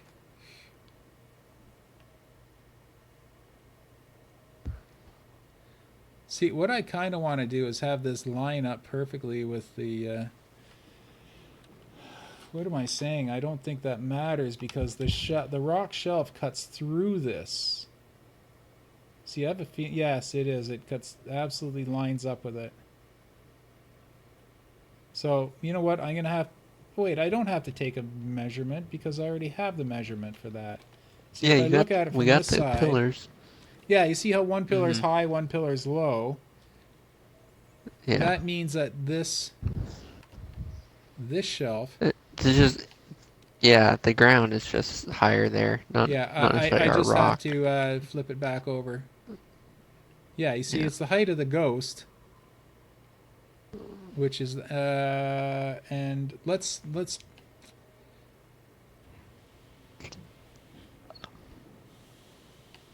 what is going? Oh, I keep forgetting. I have I'm no idea going. what's Why going is on. this thing flipping out? As right, I still have my rotation set to camera rather than world. Okay, there we go. So this is That makes here, more sense. and is this rock wall? Is it generally straight or is it generally rounded? And it is almost It's certainly straight. yeah. It's Yeah. very straight-ish, let's say. Yep. Yeah, that And side for sure. and so we'll put the top of it where that thing is, and we'll push it into the wall because I think that's like where the intersection is between the two. Let's bring up this. Oh no, the bottom piece is okay, but it's on an angle. So what we're going to do is we're going to make the rock wall is going to come out of this piece. So we'll tap it back into place later, but for now, Hmm. let's put this where it's supposed to be. And I'm missing a piece, I'm missing a pillar. Oh, not too much. It's just a little bit of it in there. Okay, and then turn the. Oh, right. This is a straight wall, so. Yeah, I see what I need to do. I need to find a place that's thin this Yeah. way, but it still has to turn that way. Think Oh, if sorry, I have to oh turn my boy. snap back down. Turn my snap back off again. And set my snap back to. I think I've royally messed it up. But we'll get it back to where it was. You see, what I should have done was placed it, duplicated, and played around with a duplicated one. So if I totally mess it up like I just did, there, duplication, or the rotation's back on camera. So what I'm saying is I have to find it so that you see where I'm standing in my character standing in the Halo 3 version. That's where the intersection is. Yep. So it drops down there, then it goes straight. So at that point, it has to be nice and smooth, but there is this notch behind it. So at this point right here, the snow drops down here. So what I'm going to do is I'm going to try to manipulate this rock to simulate that, like so. You see what I mean? Yep. Yep.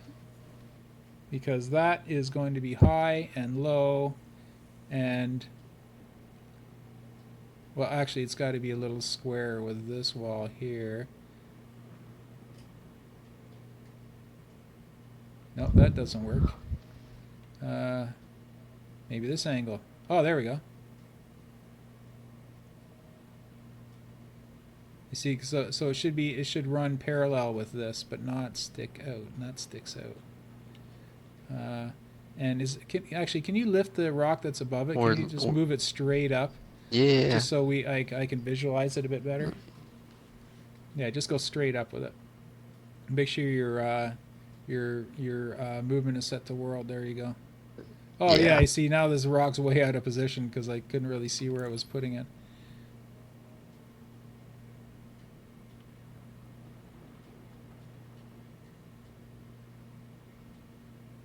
See, because this piece here, it was going to come down to the ground here, and it's going to line up with that rock, and then this line on the rock's going to kind of flow with it, and then the ground is going to be lower on this side. That's what's messing us up. This is not here. This is Yeah, a that hill. needs to be. So let's actually make it a hill.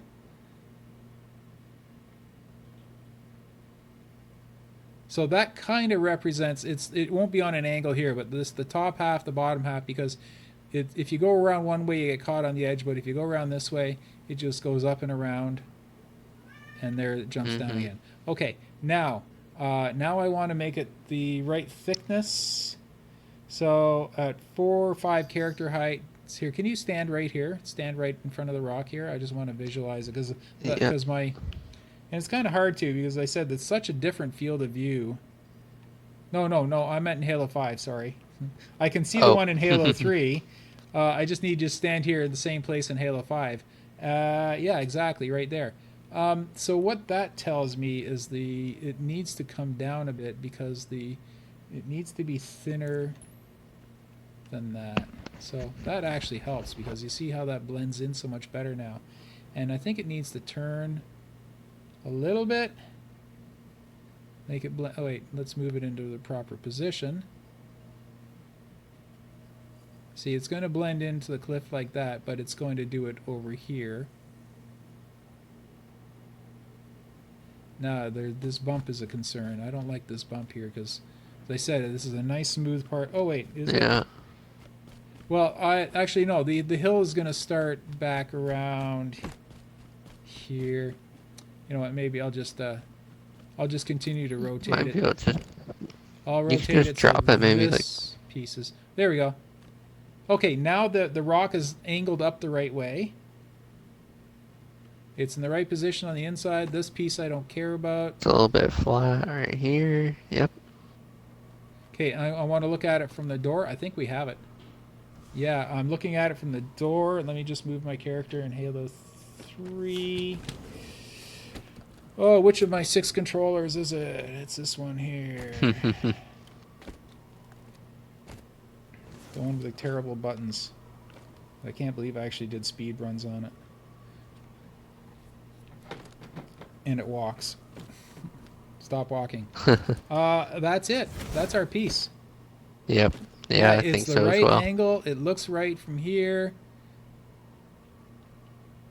I'm just Bring going to this guy drop back it. down. I'm just going to wait. No, actually, this hill is probably going to be adjusted. Right, it's supposed to be smooth this way, so I'm just going to turn it just.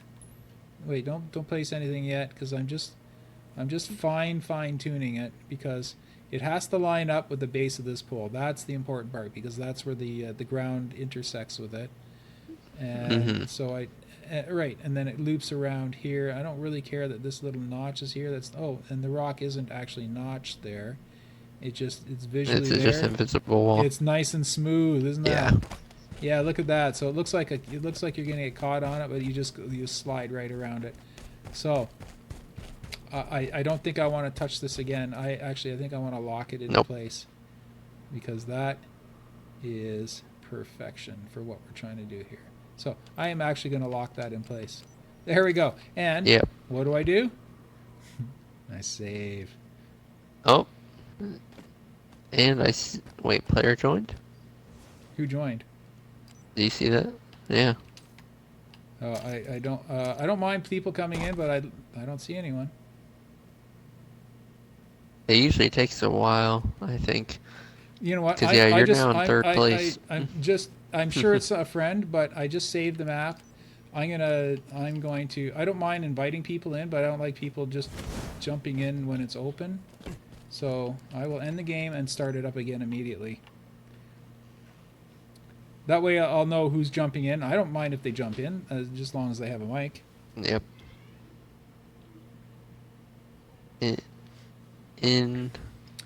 Oh, it's Monster. No problem. Monster. Oh wait, let's get him in. Yeah, he's a Griffball Forger and other Forger as well. Let me get him in here. Okay, He can come cool. in. Invite to party.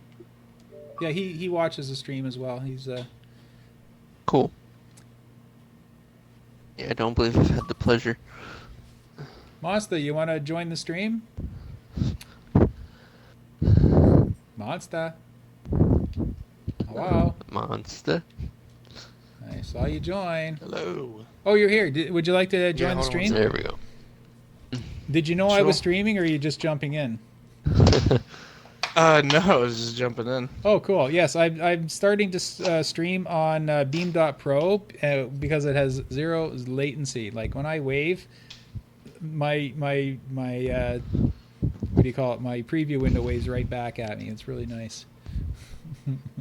I'm sure it waves at everyone else too, but. Yeah, I'd say it's not Wait the a only sec. one. Disconnected from the chat servers, attempting to reconnect. It What? did that to me earlier, but then it swung me back in. It was Is- just a. Let's see.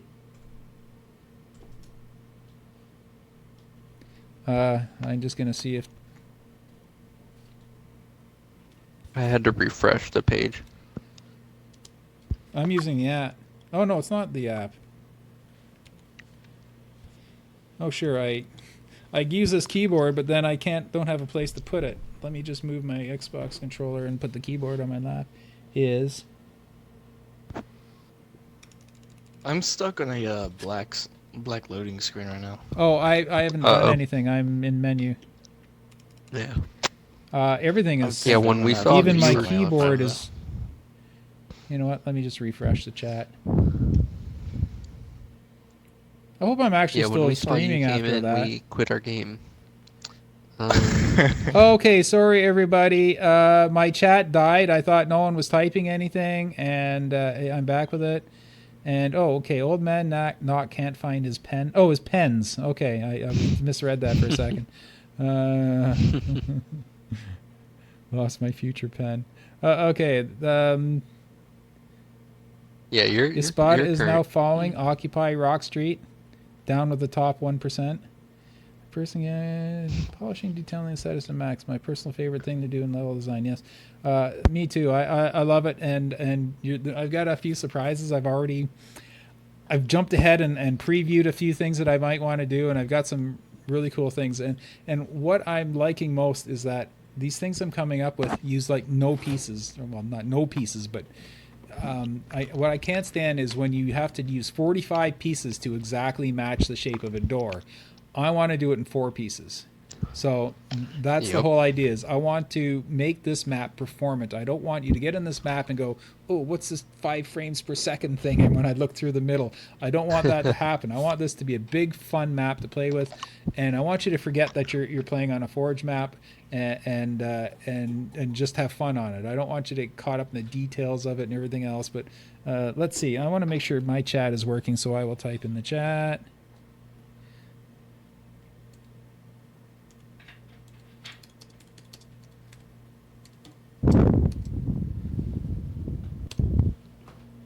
And nope. Oh wait, maybe it's just my keyboard.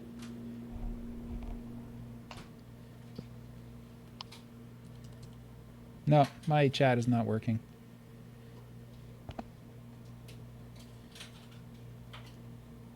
Oh, there we go. What's it?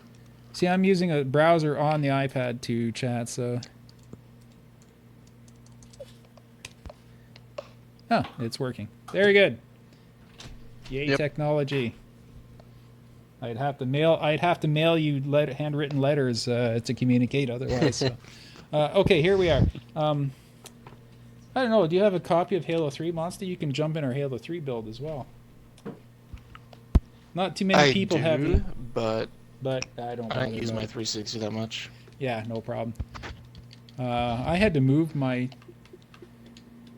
What? I I can't hear you.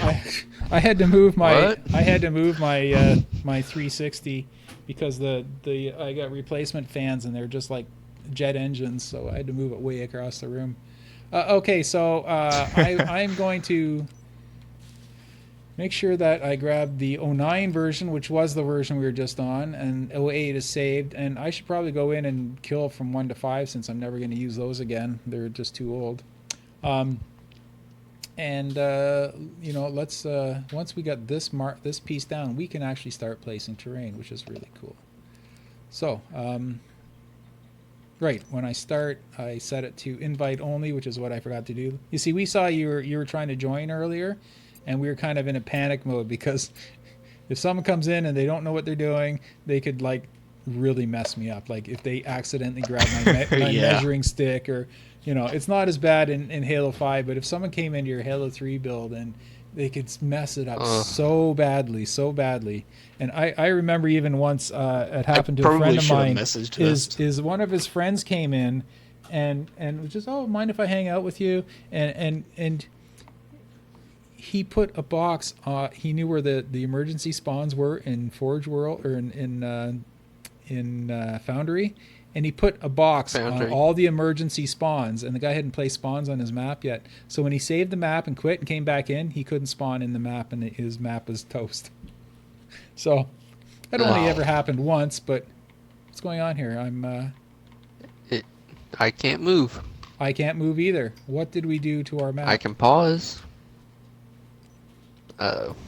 Oh, there we go. I'm in. Hey. Okay. It was That just weird. connecting. That's all. It was just the three of us all trying to Okay. connect at the same time. So that's not a big deal. Okay. Whew. That's why. That is what I think I tried to explain this to Monster before. That's why the starting spawns don't always work in Griffball, because that happens in custom games and matchmaking as well.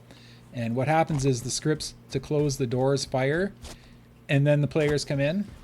And it's because of that starting lag.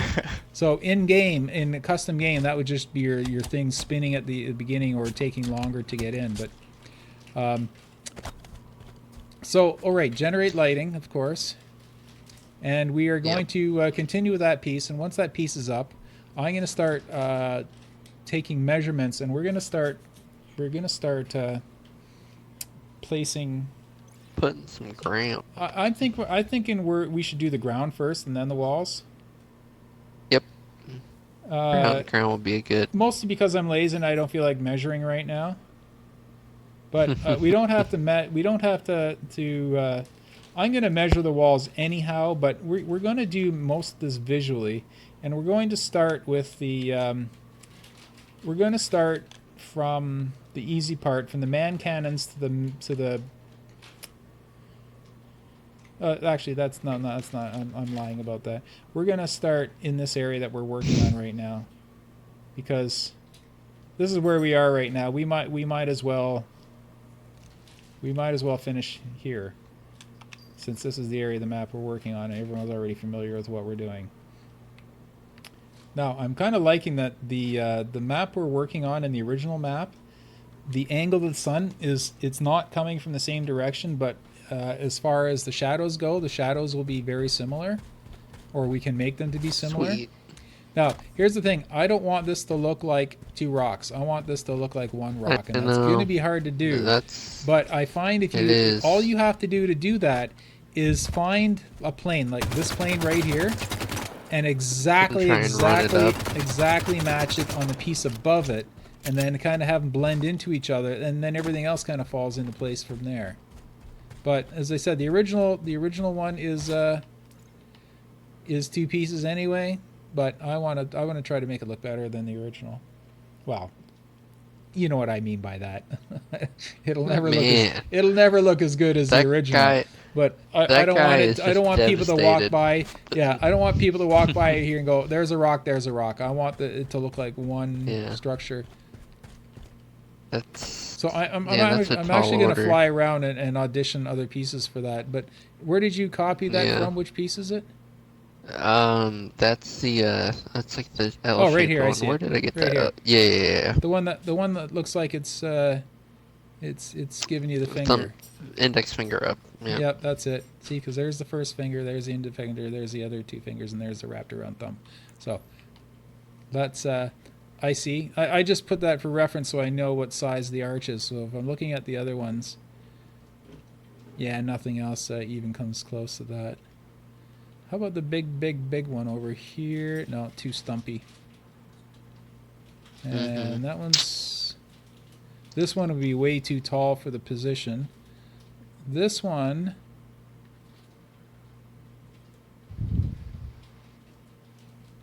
I think it's that piece. I think it is. Just might need some finagling. Yeah, tweaking to get it.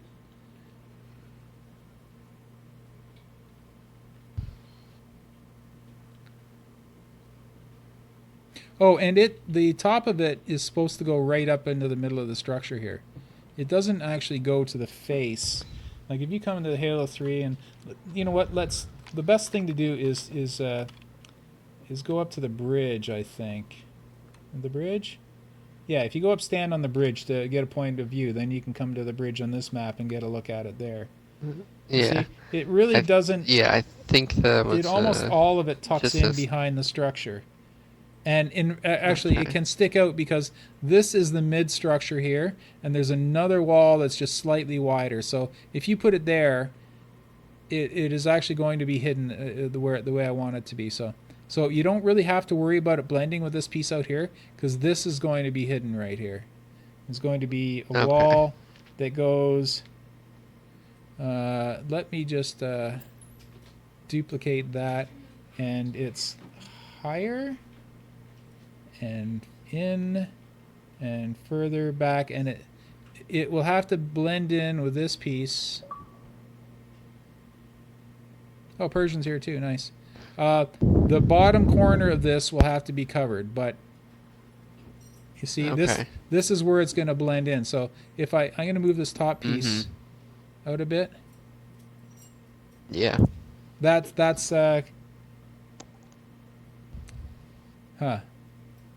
not really. Oh, whatever. That's pretty close to that's close to what we're shooting for. You know what? That's better right there. There we go. That's the look we Looks want. alright. That's the look we want right there. Monster, join my game. Hmm? What's going on? Join my game, Monster.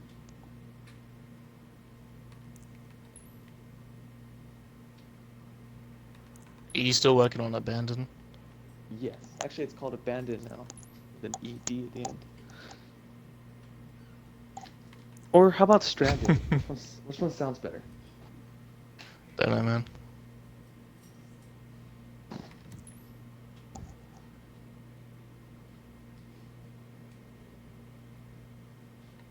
I won't be able to finish the map the way I originally planned, but I think enough of it's done for it to be good enough. Okay, I'll tweak this later, but that's kind of how I want this top part to look. It's looking good. Definitely There, better than that's before. it right there, right there. Okay, so that piece it just fine. goes wedged up in there. Yeah, see once again is that, and if you lower it down, oh, you know what? There's a problem here. Is you can actually jump up and hit your head on that, and there's no way you can hit your head You on can the hit your head original. on the. Yeah, there's no way. Yeah, I'm noticing it's much smoother and actually a little bit bigger than I even remember. The archway. Yeah, I wish I could do picture-in-picture with Maybe we the need two video to- screens. Yeah.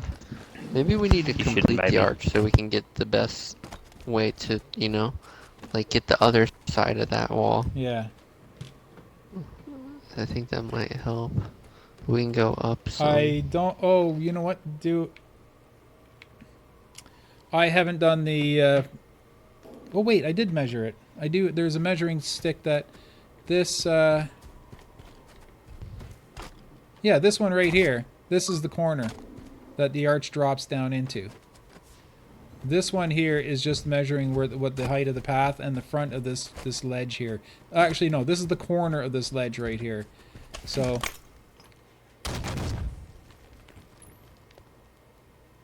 Comes out to there, and the corner, like the farthest you can stand into the corner is right here.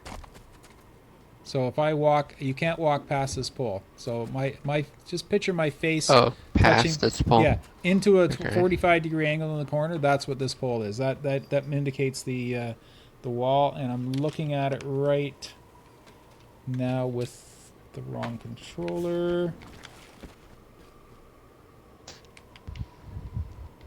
Well, it's not really a corner. Oh, there, you know, That looks it's, pretty good. It's this right here. It's where the ledge Yeah. drops off. So the okay. arch It doesn't keeps complete going. here. Yeah, it's a wall. It completes a little bit higher. Yeah, it's up about 2. I'm gonna have to get 2 players down here. I should have measured all this out, but I haven't measured the third quadrant, and I haven't measured the front of the map, and I figured we could eyeball it, but you know what? Now I really wish I had measured it. So yeah, you see, That, it's about 2 players tall, where it connects to the wall here. So let's just go by that. I don't want to make it too much higher, too much lower. I think if you take the same piece and turned it, is that what you did? yeah, that's what I did. Okay, but here's the thing: we're already this is starting. just a wall. That's just to represent the wall. Okay. Yeah, just to represent because the wall. eventually that's going to be one piece. I want to try to do that whole thing Yeah, there with yeah, one chunk or one rock or whatever. But yeah, I see what you mean. You're using the same piece, but you turned it. So actually, that looks good because you don't have to worry about clashing textures because it's the same piece. Mm-hmm. But I think we have to make it line up with this better first. But I see what you mean. You were just completing the arch so we can visualize it. Yeah, so we can. It's definitely going to be, more jagged as opposed to like have featureless, like That's smooth. fine. I say this is another year. There's been several snowfalls since then. Different year. So it's more gameplay I'm concerned about than how the snow falls.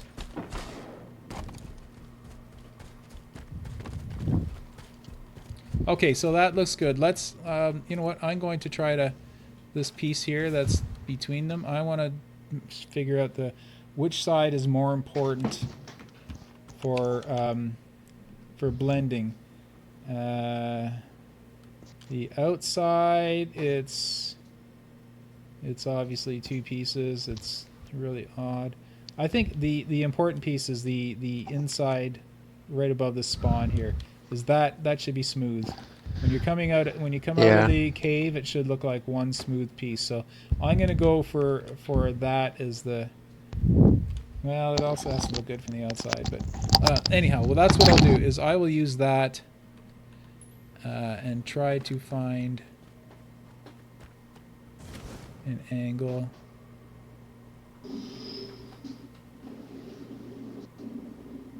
Then again, the nice thing about this piece is that it almost goes the full height of this rock anyhow. Yeah. But as I also said, I don't want to make a ledge up here. Yeah, that's tricky, not having a ledge. Okay, so that part's no good.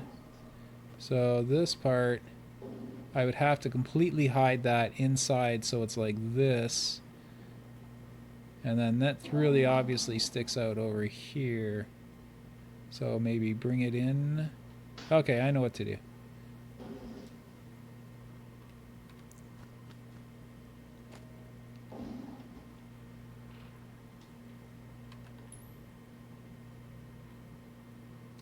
I just have to try to make as many of the lines of it line up with the original rock.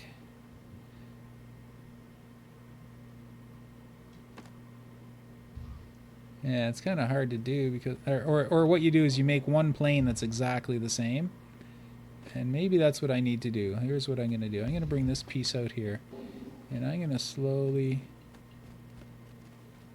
Oh right, did I change my rotation to camera? Yes, I did. Okay.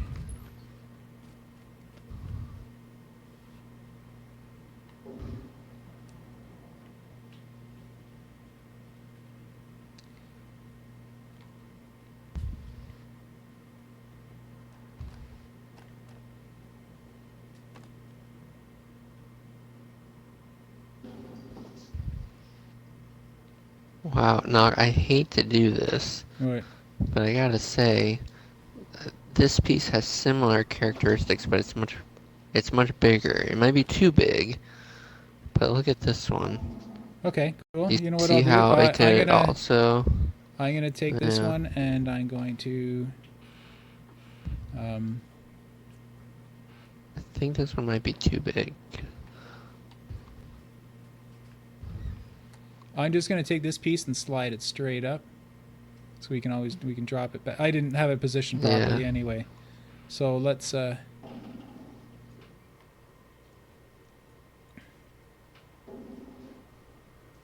higher. It's got to go way up. Oh yeah, okay. And then forward towards the front of the Oh, map. okay.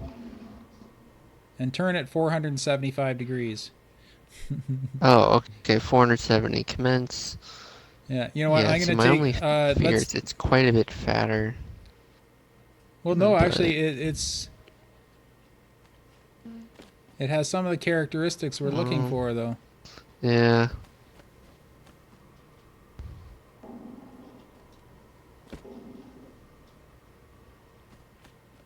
How's it look on this side?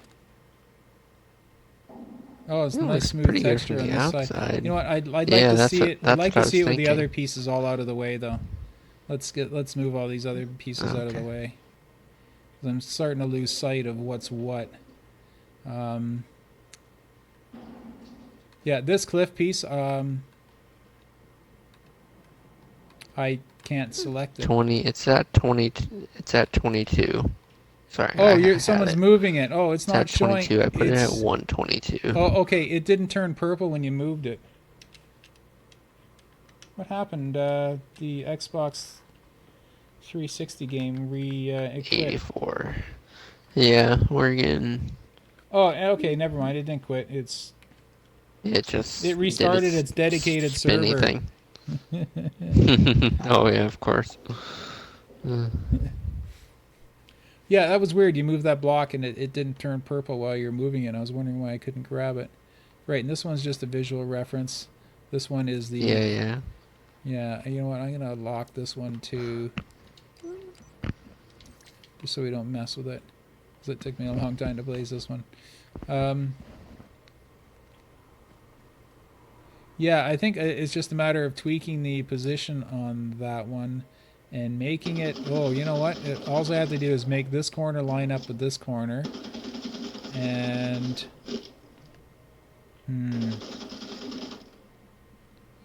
It's tricky. This one is quite a bit bigger.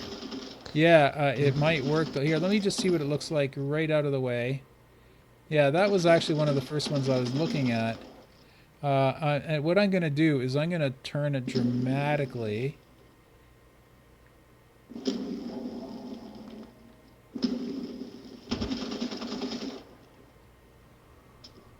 Nope, not dramatically. It's yeah, you can't. Okay, let me try the other idea. Was to line up the outer wall with this rock's outer wall. It has that hourglass look to it again. Oh right, and it can come to this side of this wall here, so that's okay. I should have moved these trees out of the way. For some reason they keep turning. Oh, do I have clouds turned on in my map options? None. None. That's weird. I keep seeing clouds go by. Maybe it's just my eyesight. No, okay, now the arch is way too low. Okay. I thought I was on to something, but you see, in order for this to work, it's got to be up here. And then... Yeah. And then that leaves the big cutout. So, we know what to do with that piece. Unfortunately, the best piece is this giant one here. Here, let me just show you. Oh, there it is, way over there.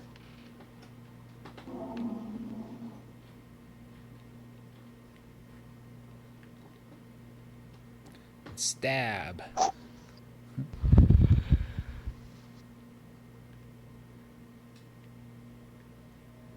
See, as far as the pillar goes, Ginormous. as far as the pillar goes, that's the one, right? Because the tips. Man, it goes so big. Actually, I think it's Jeez. the same piece, isn't it? Let me see. 147, 150, 140. Yeah, it's the same piece. That's why the pieces match. But then look how high it goes up here. It goes, It's just way high. Way high. You want to know a trivia piece about that? If you... What's that? Let's go to the other side of the map here. And look down here. This piece right here. This is the same piece, but it's a 3/4 scale. And there's about 5 of them on the map. If you look around, you'll see these... Oh yeah, all over here. But I lined it up, and it's exactly the same piece, but 3/4 scale. There's a bunch of pieces that are the same piece that are embedded in Yeah. here. It's almost like they cut them out Yeah. or something. I forget where the other one is. You know I think what's- it's inside the rock cave or something. I don't know. I know there's another one. What's I too think funny it's just is like rock resizing Yep. in the game engine Yeah, itself when they were during- building the map. what's too funny is during campaign I saw a rock C stack. You remember the C Oh yes, stack yes, from the yeah? yeah. It's it is so definitively a C stack. I couldn't believe One it. of the it- first Halo 3 rocks I found in Halo 3 on one of the on third last mission. Just can't remember the name. Anyhow, I found the exact rock in one of the missions. Mhm. Too funny. I was like, is that a C stack? And it's funny because they don't have C stack in this game for us, but Yeah. clearly they still have it. Yeah, 'Cause they still have it. They're still using it. That's still in their their bag of tricks. Okay, let's come back over to this side and see if any of these smaller, bigger ones like that. The one you first, yeah. But then again, this kind of goes against what I'm trying to do of use just Yeah. big pieces and not make 15 pieces all stacked together. I'm thinking this one might end up needing 3, like 2 for what we need, and the third one to sort of hide the ugliness. Yeah, you know what? unfortunately. Just toss a snowball in the middle. So what we'll do is, where did it go? The one that's above it. Oh, it's still here. I found it. Yeah. It was just embedded. Was it this one or was it the other one? Yeah, that one. I think it's like Oh, right. No, this other I forget one. what the number is. That was the other part of Okay, it. yeah. But you know what? I'm going to hold off on that because I think I'm going to try to multi-purpose that with the piece that wall's gonna be with pretty either big. the piece that's Mhm. going to be this wall here or the piece that's going to be the inside wall of this cavern here. It's all going to be one piece. Mhm. So that one's going to be a bit trickier. But yeah, I think this is the one I'm going to go with. But I don't think.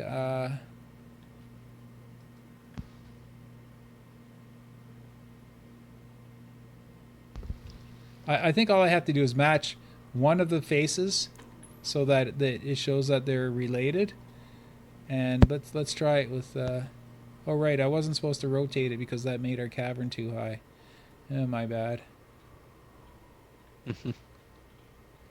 As I said, with these pieces, to meld them together, what you have to do is if you can get one face to line up and one line to line up, it kind of makes it so Yeah. that you can't really tell where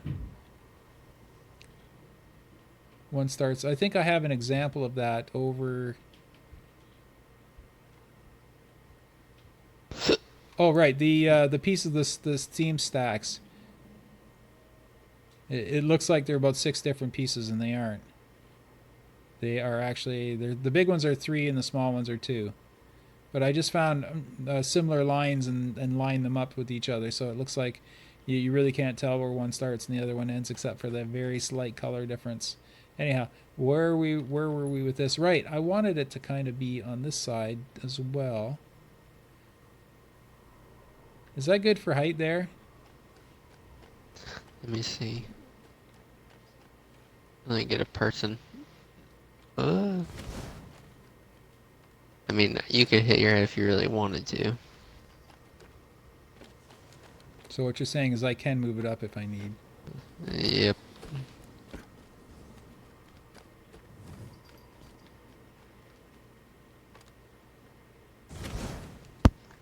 I don't think it'll affect gameplay that much. No, but as I said, this is a To be spot completely that honest. everyone looks at the game 30 times as they're going by. So I don't want this to be the sore thumb that puts them off, you know? This is I kind of want to make this look nice. So you know what? I think maybe we will do this, what you said. It's important enough that we'll set the archway so it's correct. And what is the angle of the archway? Yeah. Where does the archway Oof. meets up?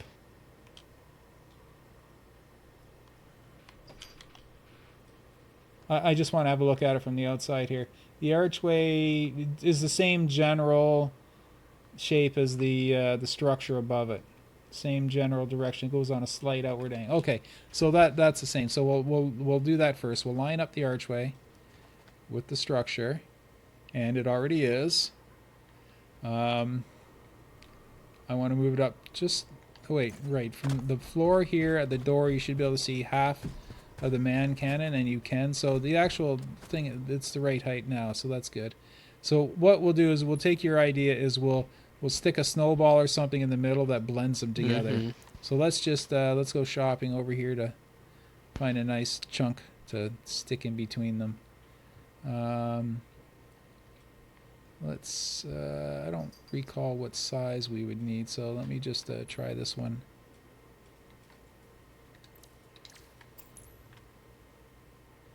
So this is just to break up the lines. It's not part of the structure or anything like that. It's just... Nope. So it has to fit within the bottom chunk completely. It can't have anything sticking out so that you see the bottom of it. Well, here, let me look at it first. Kind of put it the same general way. Yeah, that might even be too big. I thought it was going to be too small, and it's too big. Yeah, it's so small it doesn't stick in or out without being... Yeah, okay, you know what I mean. So, the next one is this one.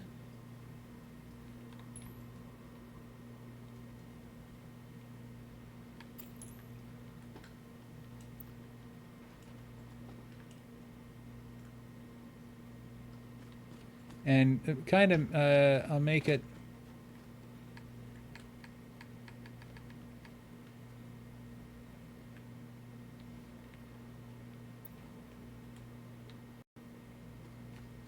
Make it lean on the kind of that same angle and fill the gap up between the two.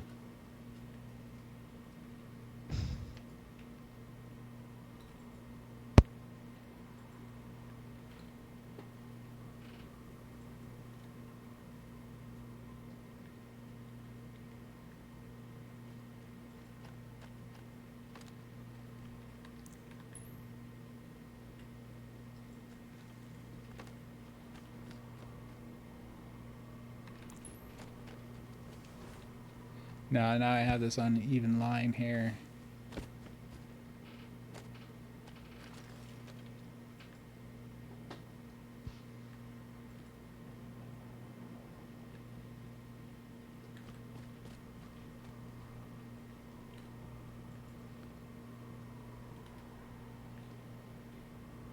You know, I bet this is frustrating for someone watching because they're going to say, "Oh, just do this," and they can't do it because they're not in here.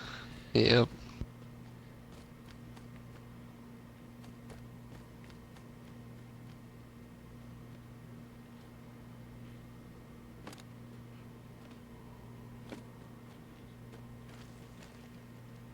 Okay, let me generate lighting, see what this looks like. As long as it looks like it's not two pieces, that's cool.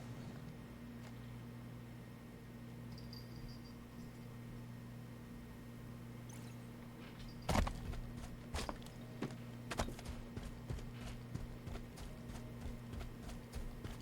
don't know, does it look natural enough? It's kind of hard to tell with these cylinder trees in the way. And yeah, that I think, one no, piece I looks stays... good in a my pretty opinion. good blend. Yeah, the problem is Yeah. that one of the pieces stays... one of the Oh, pieces stays no. gray. At some angles it's still gray because of the way the shadows go. Yeah, I don't like that. Oh, try turning the light bake off on that one. Oh, right. Off? They are all off on all of them. Well, try turning it on. I mean, I get you. it's that is just a switch that I flip back and forth. Knock. At this point, I have no idea what that actually does. Yeah, same here. But what I do is I start with them all off, as you can tell by what's the light bake. Same. What's the light set property set to right now? Because none of my measuring sticks all have lights. So the lake bite. Yeah. Well, let me turn it on all three pieces. Yeah, let's say it did get rid of the black, but yeah. And that might be what we have to do to blend them a bit better. And you know, we can always... I love how it goes revisit from this. like really dark to really bright. Yeah.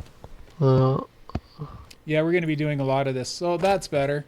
They look more like... Yeah, there's just one part that annoys me right at the front, but I don't mind this side. It kind of looks natural-ish.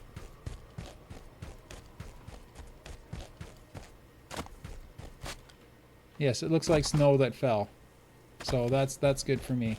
The only part that bothers me is this tip right here. And I'm just gonna... I just wish I had a line that I could line up to. But that's the only part that really bothers me.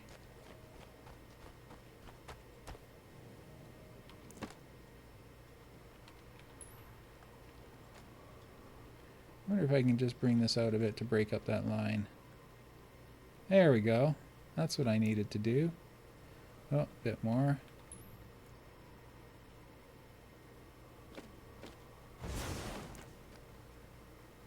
I think we got it. What do you think?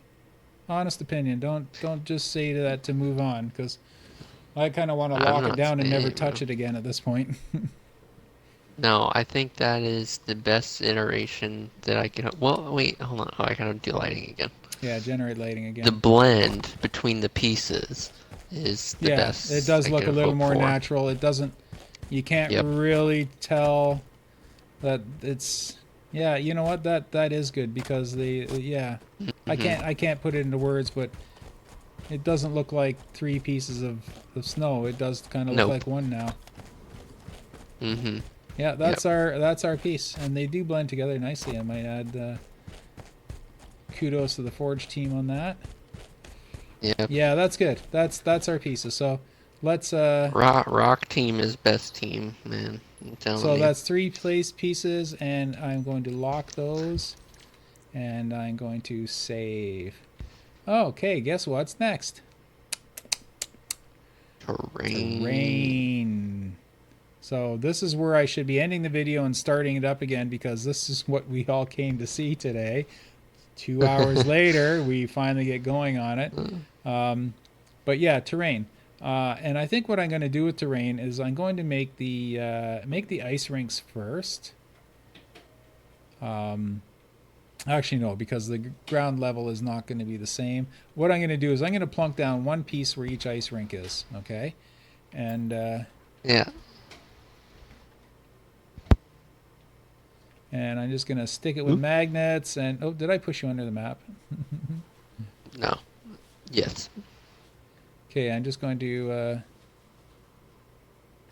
find where my magnet is.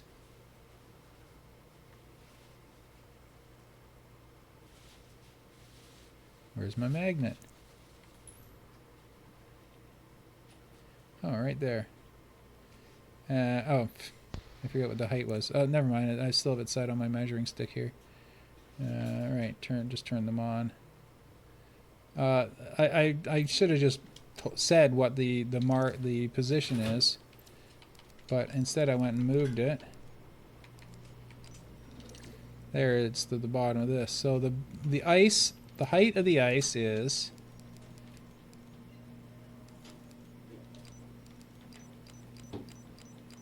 72 or minus 72. Okay. So minus 72. Minus 72 is where the ice rinks are, and I can turn off my magnets. Object position minus 72. Okay, there's going to be an ice rink here, obviously. There's going to be one. What I do? The way I do it is I just put it at minus 72. And then drive it around the map.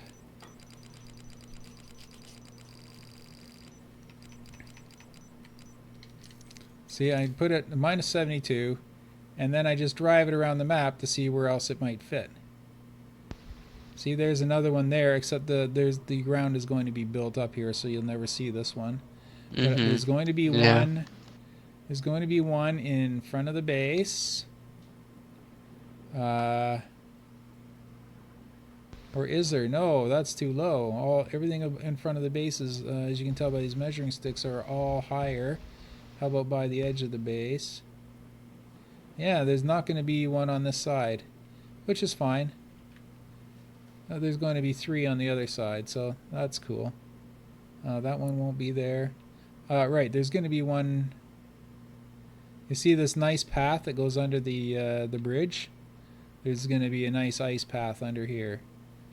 But I've already got that marked, so I don't have to worry about it. So I'm going to place another one right here.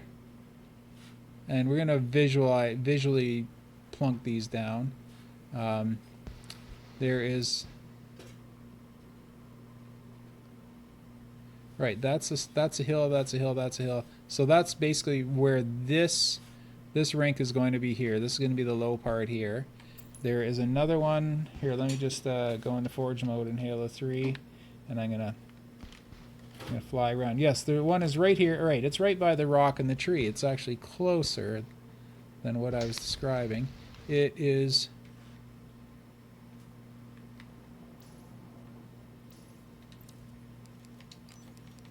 Minus 72. It's actually right about here. It's not that far from the rock and the tree. And it goes almost over to there. So that's approximately where it's going to be. We'll take some measurements later.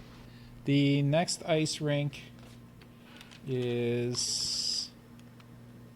There's a one in front of this other rock here. So the next one is in front of this rock here. So there's another low point right here, and they really right the whole length of the rock. So I'm going to turn this. Oh shoot! I have once again my rotation snap is set to camera. Let's set it back to world. That way I can just turn this around like so. So there's another one there. So let me duplicate it. Why can I never see? Where is it? Oh, it's way over there. It was just behind me. Never mind. So this one is... I have to move it up. Okay, the next ice rink, I think the only one left is yeah, in front of the man cannons. Right there in front of the man cannons. It's just a small one, but...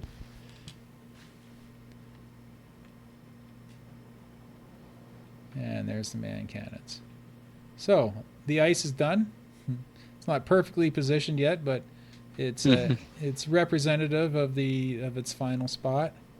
I'm gonna see. Now this one's got a pattern. Well, actually, you won't be able to see it because you won't be able to see the repeating pattern because it's just a little bit of this that shows through. So I think that is it for ice. Let me just fly around one more time to make sure there's nothing in this corner. There's nothing in front of the base. Right there. Right, the big one here on this side.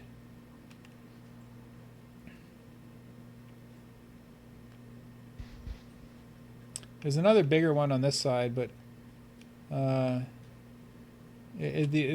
natural terrain it's oh right, there is another one over here. But I don't think we have there's one on tree side.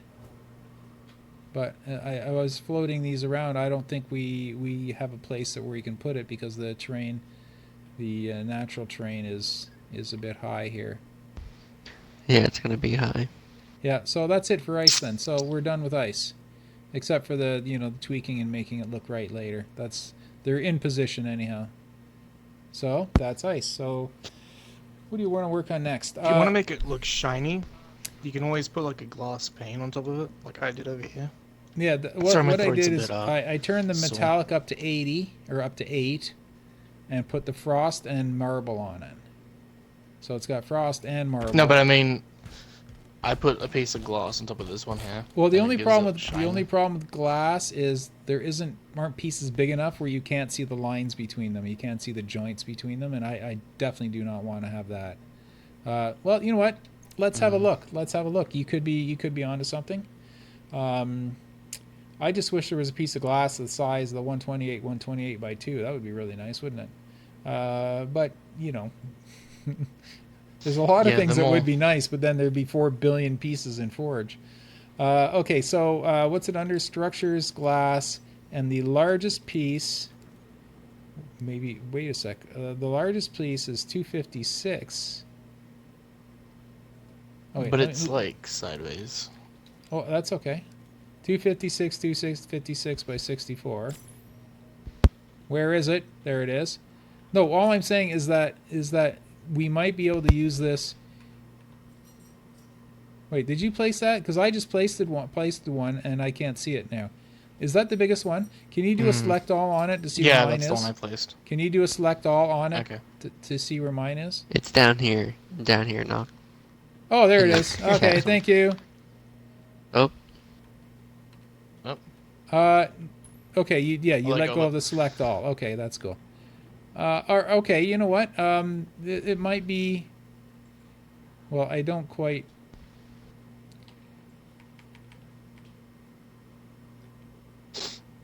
I know I've used it on my maps before. Yeah, I had make glass full changed shiny. to it, turned to a fronty color just so I can see it when I'm forging. Usually you'd have it set on like black or something. I put it on midnight or black. Yeah. Try it on midnight. Try And it. what it does is it creates a shine. Well, here's the thing. Is there? Oh wow, look at that.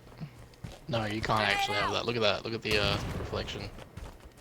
Well, the problem with that is that now it reflects stuff that isn't there. It's reflecting.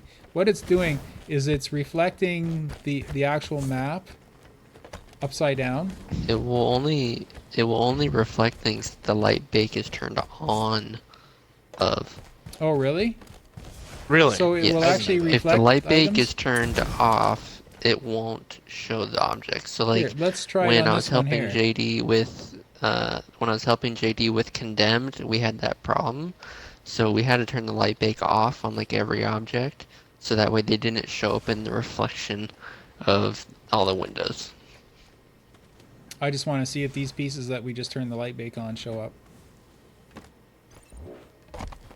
I'm I not see. seeing them. You can see right through it. That's the problem. You see, that's the problem.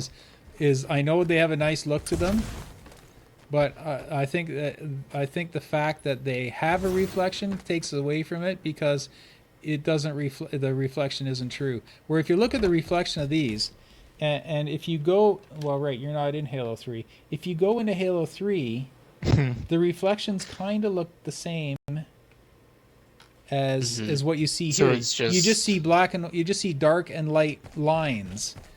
So that's sort of represented, Yeah. and it's almost exactly the same as what you see in Halo 3, except the crinkles in the snow and ice are larger in Halo 3, but the reflections are virtually identical. And I'm actually going to put that on stream and show you, go back and forth between one and the other, just so that you can see what I'm talking about. And it's in the top screen. So, So wait, you streaming on YouTube again? no, I'm streaming on a new service. Sorry, Beam.pro. Beam. I lost track of it because I got so many other things in my mind. Beam.pro was just bought by Microsoft today, and okay, so I'm switching back and forth between the games on the stream, and what I'm going to show you is I'm going to move around. I like this, that you can almost control your controller watching your broadcast. That is so cool. It's just a slight delay. And you know what? That slight delay isn't them. That slight delay is the Elgato. Anyhow, there you see the lines. They're like dark and light lines that kind of represent what's in the background, but not really. And I'll switch back to Halo 5, and they're virtually the same. Wait, I don't have to watch the stream for that. I can just do it from here. They are virtually the same reflection. So that's kind of why I picked these, and I think I can get away without using glass. And not only that, as I say, I really want this map to perform well. So if we don't have to use 8 pieces of glass or 10 pieces of glass, I'm happy with that. But you know what? We might take a look at adding them later, because they maybe for the smaller patches of ice, maybe they do look better. And maybe because some of them are just little tiny patches. Maybe in those, maybe the glass will look better on them. Because maybe. I just learned today that they reflect the map. Yeah, yeah. Because I usually use them on parallax where it doesn't. Oh, that's right too. Yeah. The other thing is the sound, the footfalls on these when you're walking on this glass. It still sounds like crunchy snow, where you get that ping ping ping sound of walking on glass or ice with the other ones.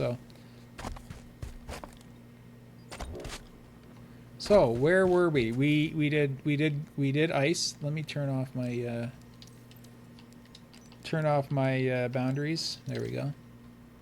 We did ice. And now what I want to do is some of the only terrain I'm placing is going to be in front of the bases.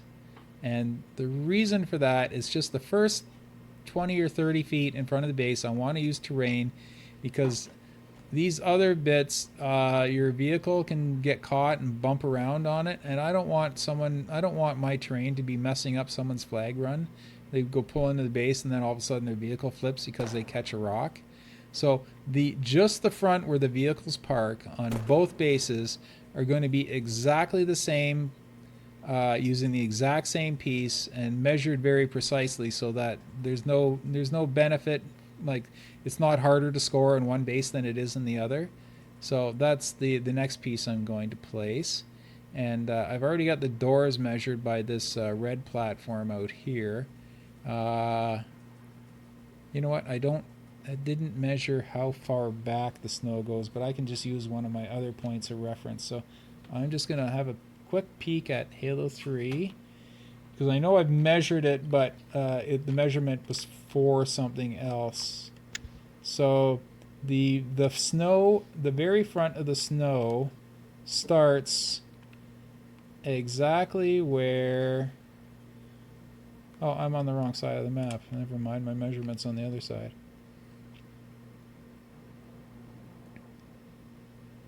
Oracle mentioned today, I said, we're probably going to do bases last, and she goes, isn't that kind of backwards? Like, it's like doing the landscaping and then building the house. Yeah. The absolute furthest back piece of snow and ice, well, it has to be exactly the same level as the ground. The furthest piece back would be... Oh, this marker...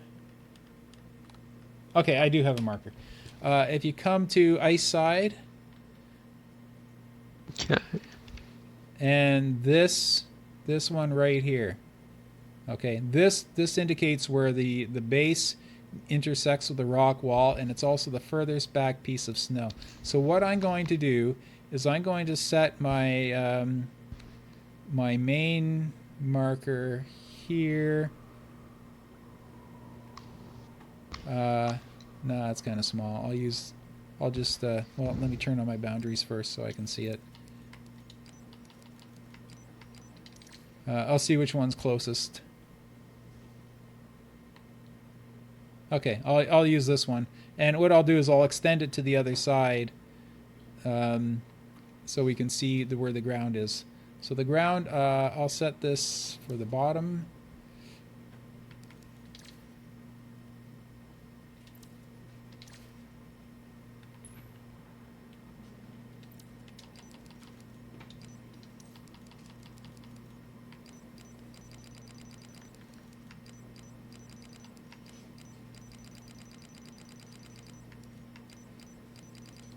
I don't know which one I'm... I don't know which one I'm moving. I can't really see them, so let me just see here. Width, that's what I want. Width is only going to be like 10 or something like that.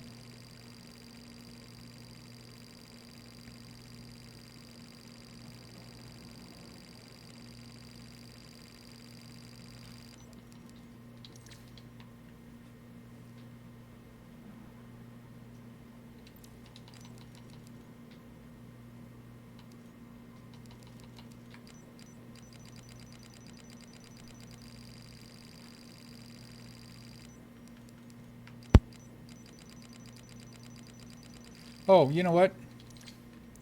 I'm an idiot. Well, I'm not an idiot, but I did something stupid. Okay, I'm gonna show you a bit of a forge trick, and I should have done this before, but I'm gonna select this measuring stick, and I'm gonna select this measuring stick on this side.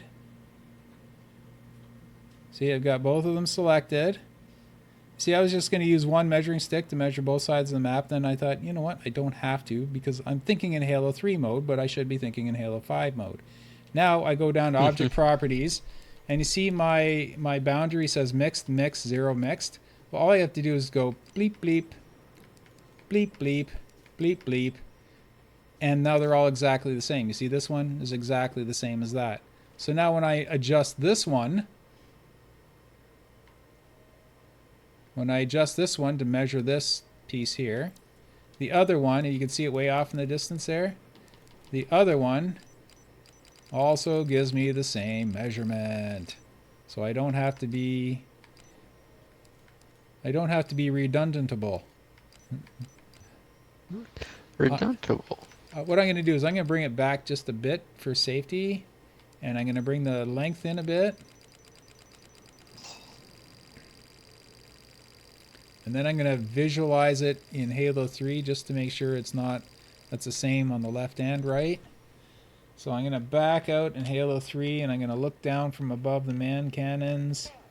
And the base is a little bit heftier, a little bit more on the right side, or the inner side, like the common side has a little bit more. So I'm going to have to make these a little wider, and I'm just going to verify it's the same on the tree side. Tree side is... Oh, tree side's a little bit wider. So I'm going to go... I'm going to give it a bit of room. I mean, we're using giant pieces of terrain, so it doesn't really matter. But this way... Oh, right, I used the man cannon as a reference, so... it's got to... Oh, wait, it's got to go all the way to those other pillars over there. Yes, because those pillars represent that and that. Okay, okay. So they do have to be quite a bit longer. They have to go to this... Actually, no, we know that they go to the middle. That's all we have to know. Let's just make them a bit bigger here. Make them a little bit wider. So there we go. So this represents how far back the terrain must go. Anything behind it is going to be replaced with structure, and so we're only concerned with how it comes out of the front. So that goes on the... that's on both sides as well. So that's approximately where it ends over here too. So there we go. What piece do you think we should use for the terrain in front of the base? Because I want something smooth, but I don't want something flat. Yeah. So what I'm thinking is we're going to take the terrain ramp and we're going to flatten it. Yeah. We're going to turn it until it's flat. Now, do you want to know how I'm going to turn it so that it's flat? You want to see a cool trick? Let's see it.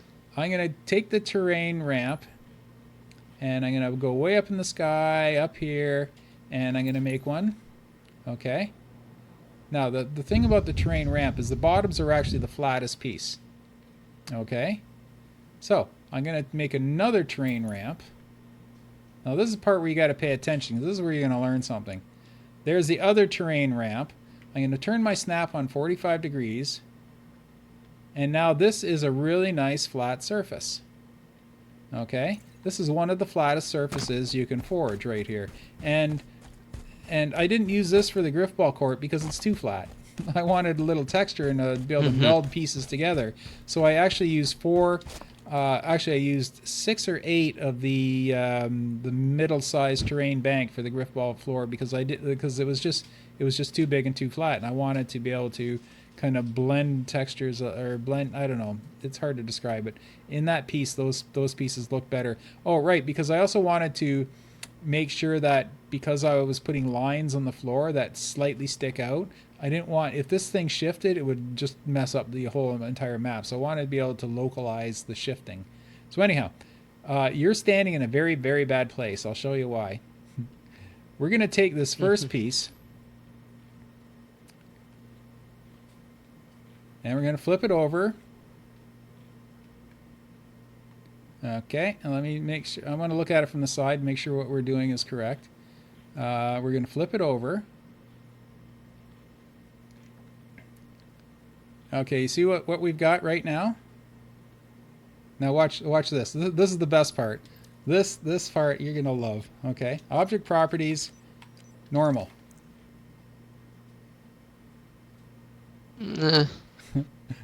Now here, jump on it with me so we can settle it.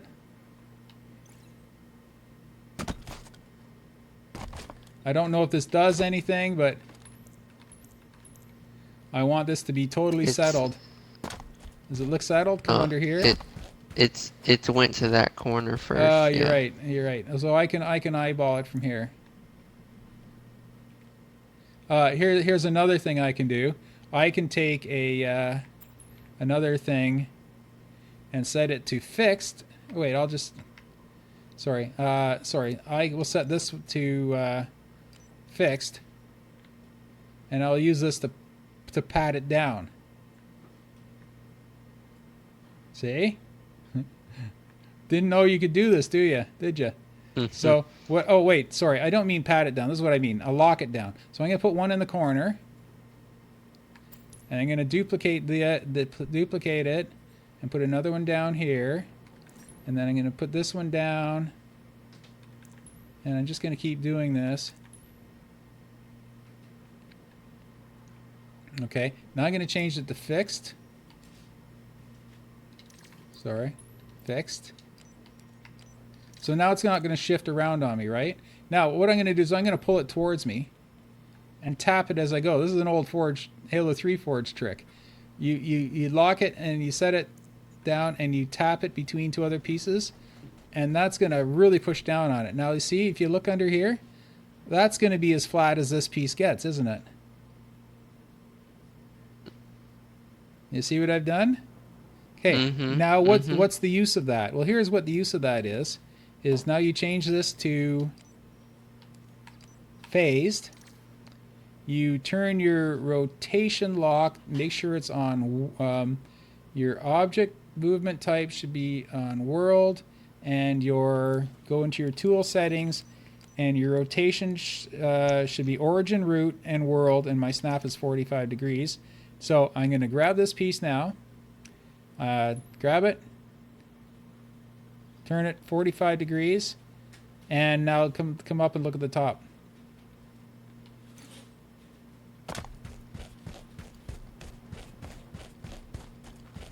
Now it's not exactly what I was hoping for. It's kind of actually facing up, but this point here is now exactly the same as that point over there.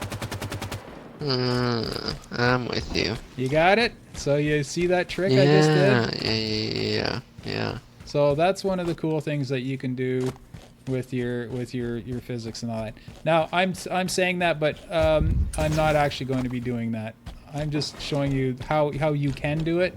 But my idea is I want this part to be fairly flat right here. But then I want this to go level here as well. You know what I mean? Like, I don't want it to be a dip in the middle. So I'm just going to hand place one, and then I'm going to duplicate it a bunch of times. Anyhow, that's a trick you can do. I'll just reset this to its position. What I'll do is I'm just going to place this one by hand, and then I'm going to duplicate the others to fit. So you're only going to be seeing the front part of this.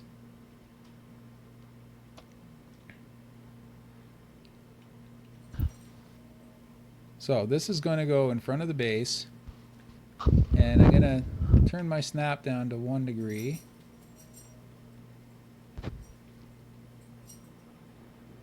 Now why is that? Oh right, these pieces aren't perfectly, there's a bit of a incline, which is fine by me. Now I want a little bit of a decline, but not that much. You see, this piece here, this kind of represents how high it should be in front of the base. So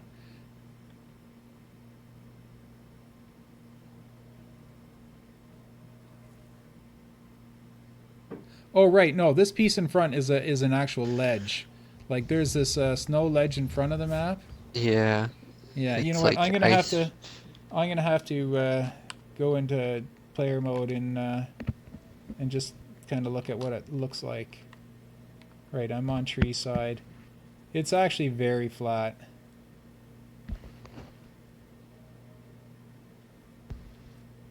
Yeah, aside from that, it's very fun. Yeah, it actually it You know, I slopes. learned. Sorry, it slopes down slightly, and all my measurements are Yep. of other features, but it does slope down slightly.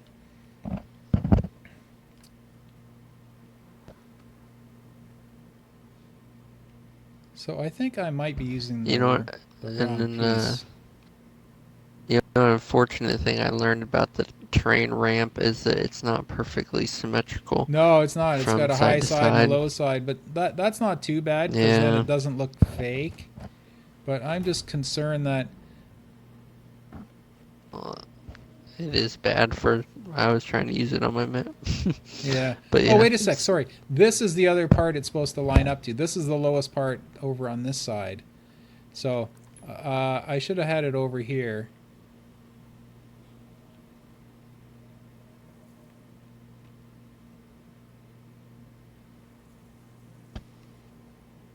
And you see these other things are there's a snow wall around here, and actually the map does kind of go up on this side.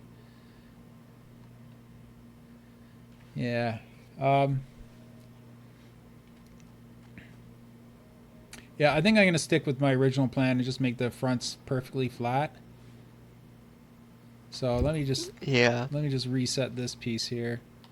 Turn my snap back to 45. And typically I would use the bank rather than the ramp. That's what I was gonna Yeah. say. So I will take the I will use the bank instead. Wait. Right. I use the bank and flip it over. So let me come over here and there it is. Yeah, I think for the fronts of the base, I'm just going to start with a perfectly level surface and then everything else can just go out from there. And I think I'm going to turn this as well because that side's a little square. All right, I have to measure it to this piece here. This is the important piece because this is the base of the cliff. And so what I'm going to do is I'm going to make it go down to the base of the cliff. So let me just turn it up 1 degree so that it's not perfectly flat, but 1 degree.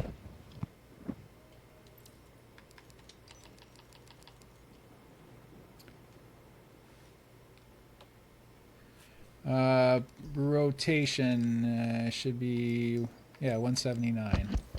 Okay, let's try 179. Okay, it perfectly matches here, but it looks like it's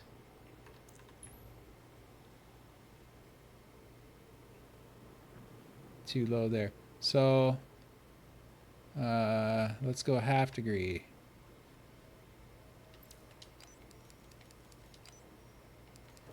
$178.5.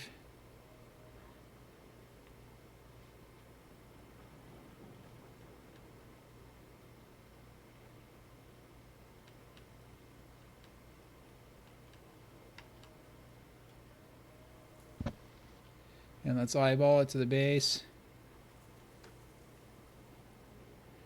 Yeah, I think that's our piece. See, what I'm going to do now is change my object from object movement from world. Right, no, it is world, so that it will move up. As I slide this piece along, it will move up on the same axis that it's on. That way I can see if it's too high. No, it is too high. You see, I want a little bit of lip where the base, where you walk out of the base and there's a little lip of snow, but I don't want it to be that dramatic. So let me just turn I'll just turn it back down to 29 or 179 degrees rotation, and then we'll just say that's where it is. Yeah, that's fine.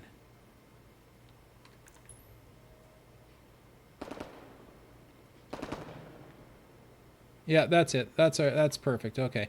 So how far back did I say it has to match this line here? And that's where the...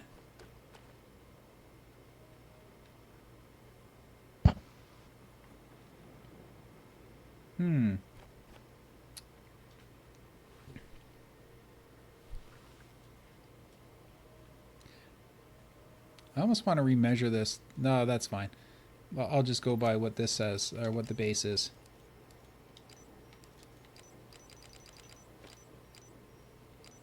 Okay, so this way,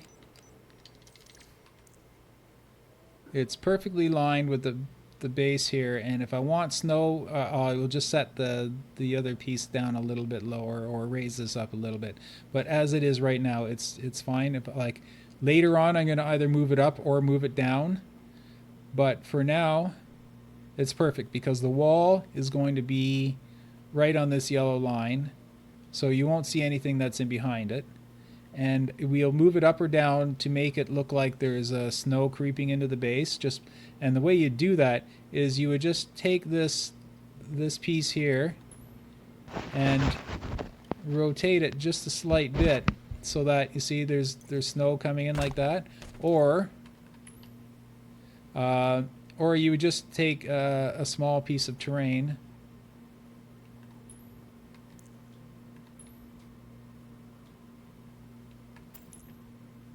and just manually do it. Let's say this is just for a highlight, or this is more for decoration. But you would just, you know, put it like this, or have it creeping into the door, or wherever it looks good. So that it gets rid of these straight lines where the two pieces mix. See what I mean? It gets rid of the straight lines so that it looks like the snow is drifting in, and they melt together really nicely, and that gets rid of all your straight ugly lines. So that's something we'll use later for decoration. So we'll remember to save about 20 pieces or so for those little bits of snow that we want drifting around. But for now, this just confirms that this one piece is big enough for in front of the base. We can do it with one piece. So how's that? That's nice, isn't it? So we'll duplicate this.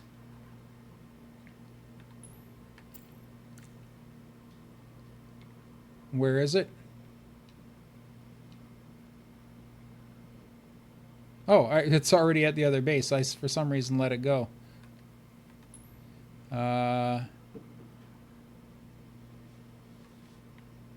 And just to make sure they're the same height, I will select both and do that position check.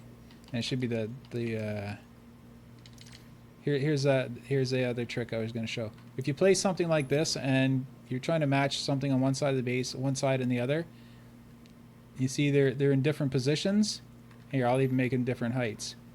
So what you do is you select the first one, which is your key piece. You select the second one, which is the piece you want to match. Now watch what happens when you change the positions on them. Object properties, position. Ignore the middle one because that's the left and right. If you made that the same, they would be in the exact same position. But what we're going to do is you go into mix and you just move it with your D-pad. You go one left, one right, and with the Z you go one left, one right, and one of these is wrong. Okay. So, and what that does is it puts them in the exact same Z coordinate, which is up and down, and the exact same Y coordinate, which is forward and back, so they exactly match. Now, what I'm going to do is I'm going to line it up to this piece here, because this is the piece we're going by, so something was mismeasured over there, so we're going to go by this one. So what I do is, once again, select them both, so that when I move one, the other one moves as well. And we're going to line it up to this, because that is the absolute... that is the absolute end of the snow and beginning of the base. It doesn't get any further back than that. So what we'll do is we'll just go to the object properties. Also, if you look in the upper left-hand corner, if you pull the right trigger, it says my snap. Oh wait, that's rotation. Pull the left trigger, and it says my snap is none. I usually leave it on Z Fighter, so you get the finest movement. But when you're using the position using the object property position to move things, if you have that set at, let's say the snap in the upper left-hand corner is at 0.001, which works out to about 1/8 of an inch, I believe, in real world. I calculated it once, so I think it's 1/8 of an inch. Or it can be 4 feet. Now watch what happens. If you go to 4 feet and you grab this piece and you go to object properties position and you move it up, it moves 4 feet at a time. Even here, it doesn't move by single digits. So you have to have your snap either turned off or snap to none or set to Z Fighter. So I just typically leave it on Z Fighter when I'm doing fine work. So anyhow, that's that. Let's go back to moving this piece. This piece. And we're going to move it so that it looks like that's just stuck in the snow slightly. We'll move the Z coordinate. And there we go. The bottom of it is just slightly stuck in the snow.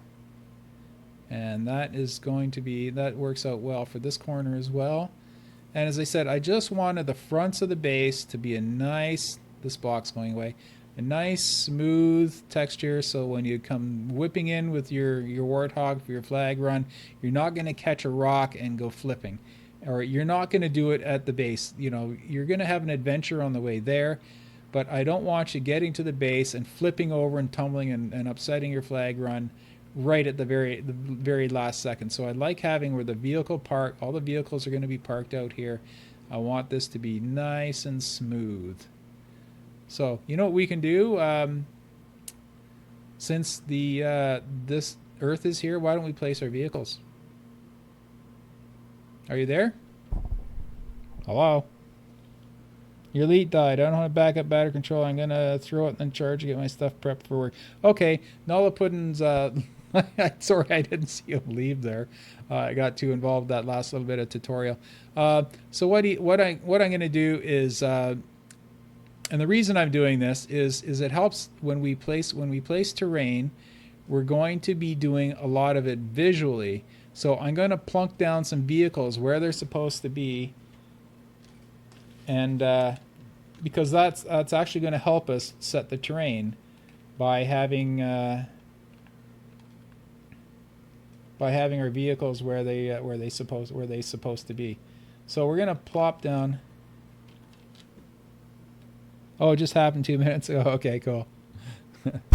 No problem. I'm just dropping some vehicles down. So I'm going to put down because these pieces in front. Oh, and not only that, I have them in position, but I'm also going to lock them down. And the reason I lock a lot of pieces down is because I'm going to be placing vehicles and flags. I don't want to accidentally grab this ground and accidentally move it. So that's why I'm locking it down. So what we're going to do is place some vehicles. So let's hold on a sec. Is Monsta still here? I haven't heard him speak in a while. I see him still in the party. Yeah, I'm still here. Oh, you here? Okay, good. I just hadn't heard you speak in a while. You're off doing something else. Oh no, you're still in the game too, right? Okay, cool. I was just curious. It seemed to be really quiet in here all of a sudden. That's okay. So if you want to plunk down some vehicles, you can just grab the Tundra version. What we need are, and let's just line them up. We need a Wraith, Chain Gun Hog, Tundra Scorpion, a Wasp, 2 Tundra Mongooses, and another Warthog, which can go kind of in the corner. And if you can find it somewhere somewhere in the menu, can you place a chopper as well? That'd be really nice. Thank you very much. Yeah, and try to put them sort of lined up. This man cannon right below it is the front, but everything else is kind of right against this wall. So you can have them anywhere in front of. Do you have your barriers turned on? Anywhere in front of this yellow barrier right here, with the back wheels almost touching it. Okay. So if we take the Scorpion and turn it, Let me just turn those on. it's on a weird angle. and it's kind of here. The Wraith. I just spawned them in so I could grab them and move them. Oh in a yeah, no second. problem. And the Wraith is kind of off in the corner over here.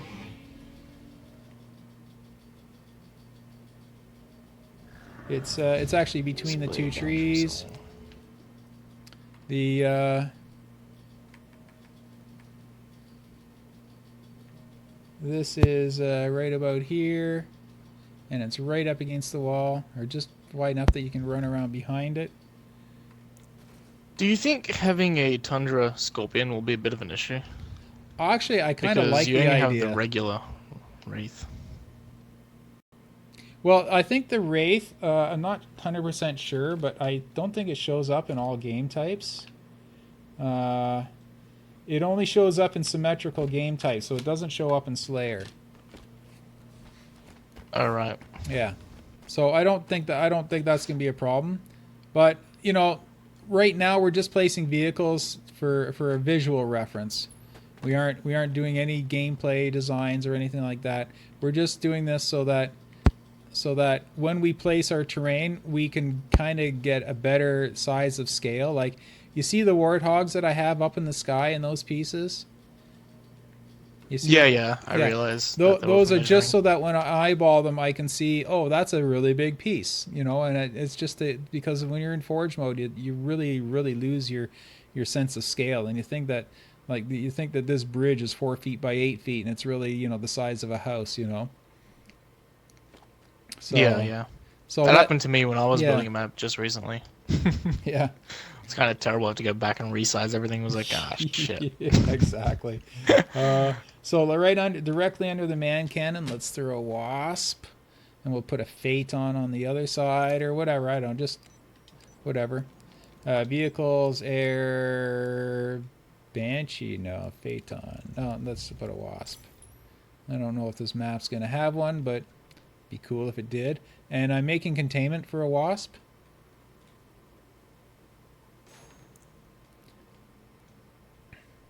Like I don't even know if the Wasp has like a place in I don't think Big so. Team Metal 4v4. I don't think so either. But you know, maybe I'll place one here and phase it. just to troll Just everyone. to troll everyone here. Let's see what it looks like when it's phased. There we go. Okay, hop in. Hop in. Okay, and It's like, shoot. oh yeah, I got this. It's a turret. Hey, it Oh, yeah. still hovers. It still hovers. That's cool. I bet the actual not bad. model is not moving, but the image, yeah, everything else is appearing to hover. But yeah, that's fixed in position. If you do that in a Ghost, it's funny. If you do that in a Ghost and you shoot to the left, the bullets go to the left, but the guns don't. Like go sit in the Ghost over here and shoot. It's kind of this. Where's the Ghost? It's right at the it's over there. very center of the map, out in the snowy area so- here. So here, hop in that. I want to see what it looks like. So hop in. Now look all the way from one side to the other and shoot. Oh, so the guns do. There, you can see it. I mean, they sort of. No, here's the cool thing is the shots, they come out and then they turn at a 80-degree angle. 90. 80, not 90. Oh, and aim up too. That's cool too. Like look up. Yeah, the guns do kind of move up. I'm just too. watching you on the stream. It's kind of funny. Yeah. Or not like what was it, Halo 2, I think, where when you shot a needler, they came out of your face. I forget which game it was, but one of the games you shoot a needler and the needles come out of your face. So there's the vehicles on this side. So let's just do. Is that all? Oh no, two Tundra Mongooses as well. I remember in Land, Reach, the AR, Mongoose. the bullets would come out of the head.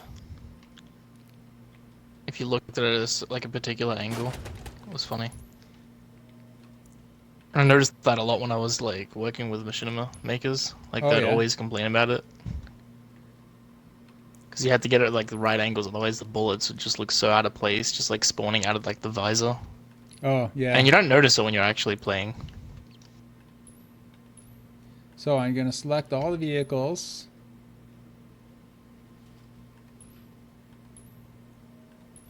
7 vehicles, and then I'm going to group them, and then set them all to phased. And as I realized before, you have to let them go and select them again, and now they're all phased, and duplicate them. It is an interesting glitch. Apparently when I aim my reticle over them, it says they are an enemy target, so it goes red. Oh, because I'm holding them. You're on an opposite team, right? Yes, I am. Yeah, that's why. Oh no, actually, I think I'm on your team. Oh, okay. No, never mind. I'm on your team. I switched. That's kind of funny. I guess I can get rid of this. There we go. And change them all to... Oh, wait a sec. They have to come forward. That's weird. I can hear the Wraith complaining.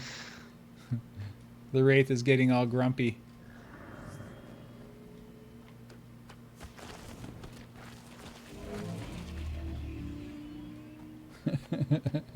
This map is on the larger scale of big team battle maps, as I can see here. Yeah, and this this is 12% larger than the original. 10 to 12% larger. I don't know the exact number, but I could figure it out someday. But it's slightly larger. Was that to make like vehicle gameplay more fun? Oh, it's because I'm lazy. I went over that in one of the first episodes. There's several reasons, but the first thing is that if it's 10 to 12, as I said, somewhere in 10 to 12 inches, the percent larger, the measurements are exactly the same. So 30 in Halo 3 matches up to 300 in Halo 5.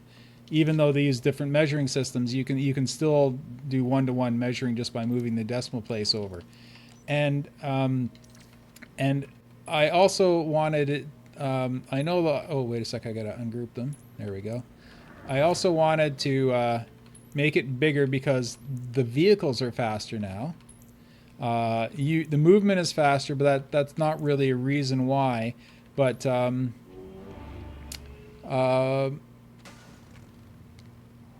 I still wanted it to play like a massive big team map. I didn't want, because if you went with the actual scale, and with Halo 5's mechanics, it turns into a 4v4 map, or a nice wide open 4v4 map, and I didn't really like that idea. I wanted it to still be the massive map that you remember, but it's got to be more massive now because the vehicles are faster, and we proved it because we put down on the second day, we put down dummy terrain from one base to the other, and you can get from flag run, do a flag run 2.5 seconds faster on this map, even though it's 10 to 12% bigger. It's still, your flag run is still 2.5 seconds quicker from one base door to the other in a Warthog. So I was kind of justified in making it bigger, because if I hadn't, the flag runs would have been 5 to 6 seconds faster, and that really would have ruined a lot of the play. So anyhow, it's working out pretty good, and I can tell by looking now, it does have that nice big, even though it's going to be closed in with the canyon walls, and it's still going to have that nice big open field. Like I'm looking at Nilliputin way down there, and here, if you stand up on the man cannon up here, and then check out me over.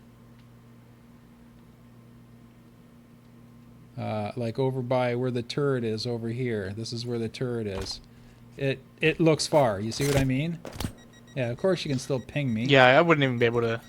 Yeah. I wouldn't be able to see you if you didn't have the name tag. Yeah, exactly. And so it's turned back into a big map, and I wanted to bring back the feel that you got when you first played this map and how massive it was when you first played it. And that sense of scale is kind of lost now because the movement's so fast and the vehicles are so fast and they handle so well that you have to grow it a little bit to get that huge sense of scale back. And as I say, also because I'm lazy and it's a lot easier to measure this way than just a 1-to-1 or a 10-to-1 measurement. So I'm happy with where we're at now, because where we're at now, what I'm going to do is offline, I'm going to measure the outer limits of all the walls and rock walls. So when we come in, probably tomorrow, with your batteries nicely charged, I'm gonna have horizontal yellow, like the one that's over here above the ghost area. Here, there's this bar here. I'm gonna have the whole upper half of the map is going to be marked with these, so we know where to put the cliffs and walls. And I think what we can do is, I'm pretty sure that next time, because we got all the technical crap out of the way and the extra measuring and stuff like that out of the way, I have a feeling that we'll be able to make some headway on the terrain and actually start laying down some final terrain. So I also realized I'm going to have to measure the slopes and angles in that, because going off visually, it's really different because of the different field of views between the two games. But I think we'll be able to come up with something fairly quickly. So what time is it? It's 12:13. Yeah, it's time for me to pack it in. I think we did a good job today. I'm really happy with how far we've come along on this. All right, let me save, which is important. And oh, that does it. I'm getting in a tank on the other side. Oh, wait a second. Hold on a second. This is not fair. I can't move. Right. Yeah. Set it. You go ahead and just do a select all on the vehicles and set them so they're not phased anymore. Oh, I found a nice way to spawn them so they're. Oh, never mind. I put it up on the roof anyway. I'm gonna put some dummy terrain down just so we can help visualize things tomorrow.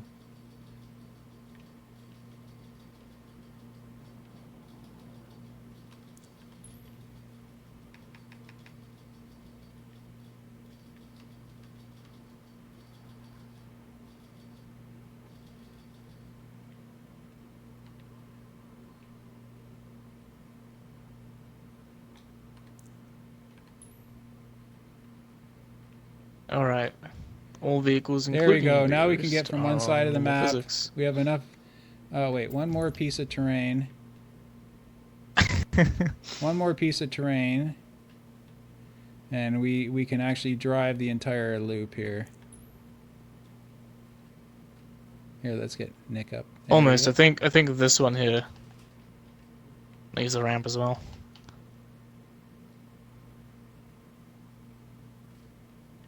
Maybe next time I'll set up my 360. See if I can join you guys. On Yeah, 3. because the thing is that we're going to be. You have to have the 360 so you can see what we're building, as well.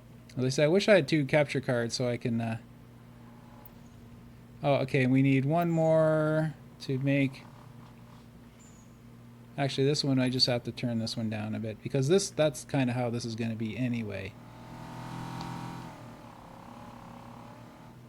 Whoa. This warthog's taking a beating. Yeah, there we go. I got you back.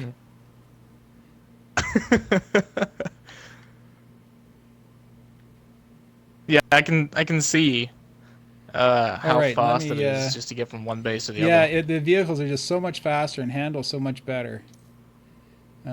Tool settings, display boundaries examined. All right, I'm gonna take a drive around in a Scorpion just to get a feel for this.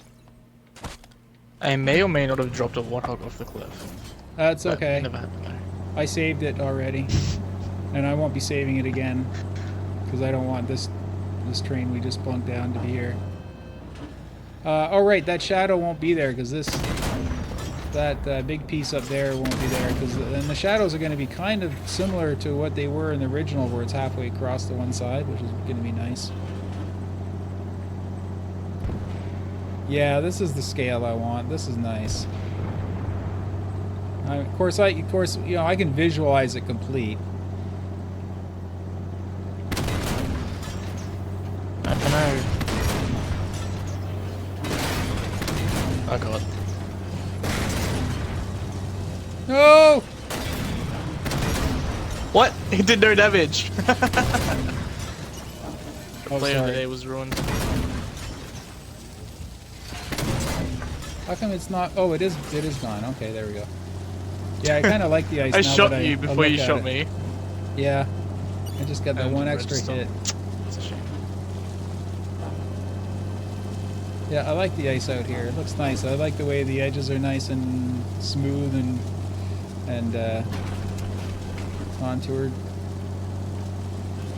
And I like the fact that I've used about 30% natural terrain. Ouch. Rip. Rip in pieces. Yep. Yeah, we used about 30% natural terrain. Oh right, you're right. I get a red reticle on the Wraith. After you killed me, they've stopped happening. It's kind of weird. Yeah, well, Not exactly sure I had no why. red Oh, wait, reticles. this one's Oh wait, quicker. that has a red reticle. They're all of them. That has a red reticle. How does it know? Maybe they're just planning to betray us. No, how does it know that it's on the It's like enemy in side? Red vs. Blue. I'm just curious as to why that has. I have no. I don't know. That's baffling me. I've never seen that before. Oh yes, I'm going to be keeping a lot of these original rocks that are here.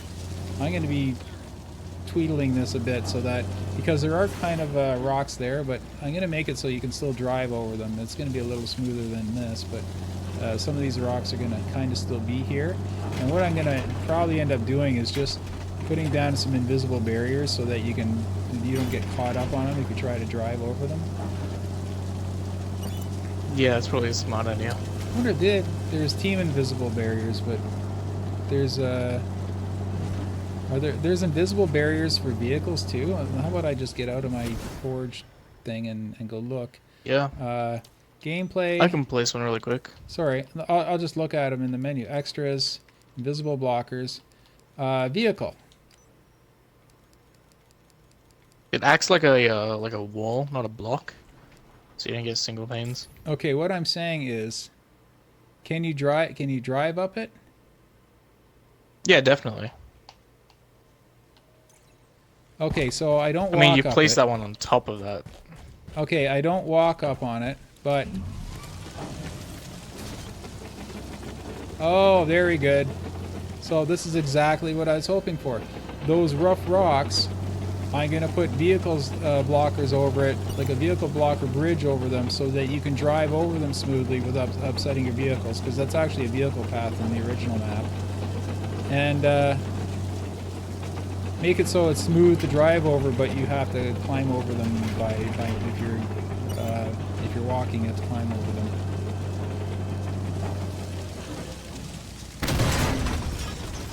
It's always funny seeing a floating vehicle, just like driving. Reminds me of that one scene from Harry Potter. Use a warthog. Kablooey.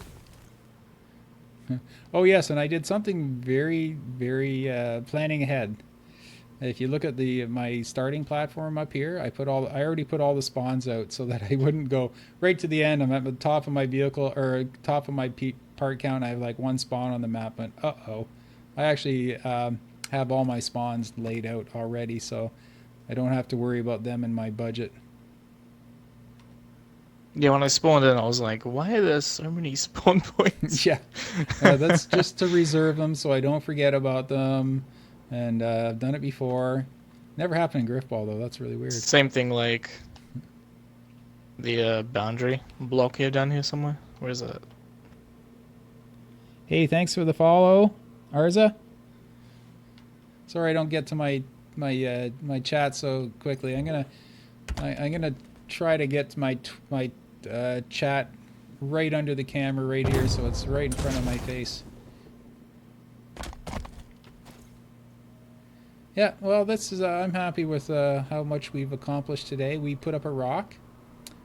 We put up the deck in front of the base, and what else did we do in 4 or 5 or whatever hours? Either way, tomorrow the hard part's done. The fun part's tomorrow.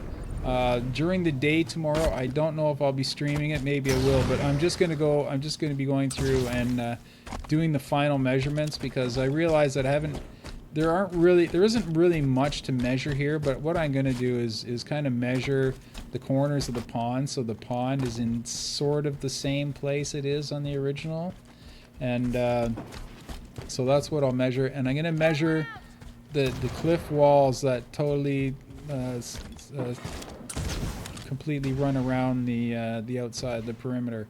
I'm going to measure the tops and the extremities of that, so that they'll all be close. They won't look exactly the same, but they're going to be really close. So I think that's it. I'm going to pack it in tonight because everyone else in the house wants to go to sleep, and I'm keeping them all up. So I'm going to delete that while you're sitting on it. Wait, why can't I delete it? I am stuck. Okay, there we go. This is weird. I can select it. You can't delete it? I can't delete it. Did you delete it? I deleted it. Yeah. Maybe my batteries That's are kind of dying, or maybe I'm pressing all the wrong buttons. No, I was hitting the right button. I know which is the delete button. How did you move the ghost? Oh, you changed it to normal physics? Oh, right, Definitely. right. I'm not saving this map, so I don't care what you do. You can do anything you want. I'm not saving it again. So Pretty yeah, much. I just leave that as Oh, phase shit. because that's measured.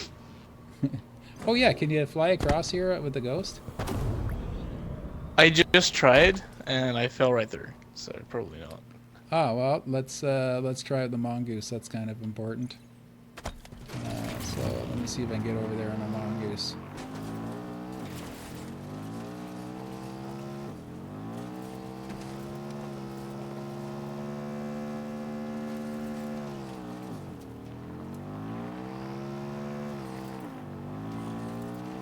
Hey, I got a path there now. That's nice.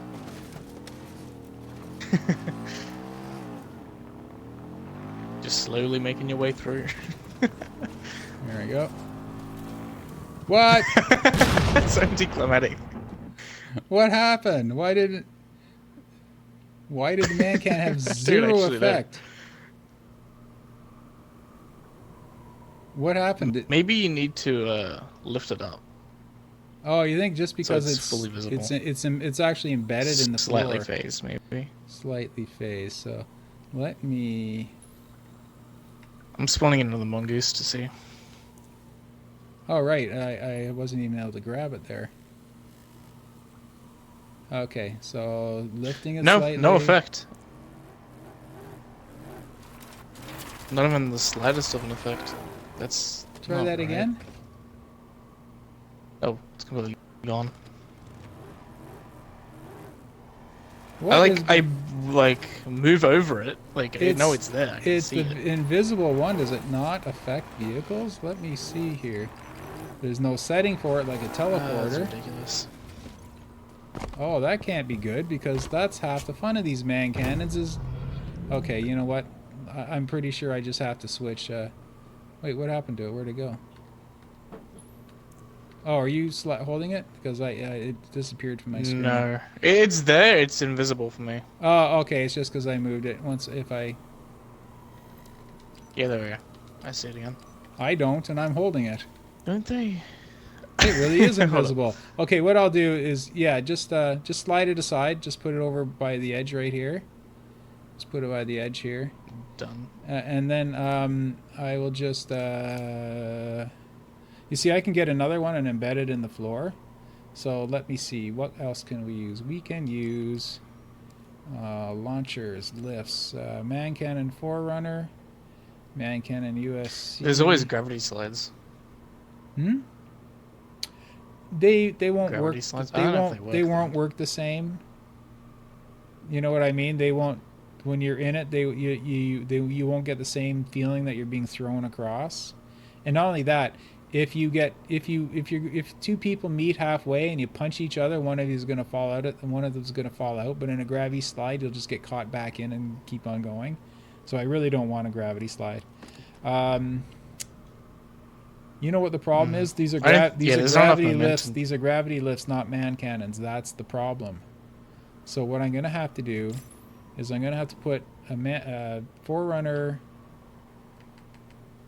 Yeah, that's the problem. They aren't man cannons. They're gravity. The gravity lifts.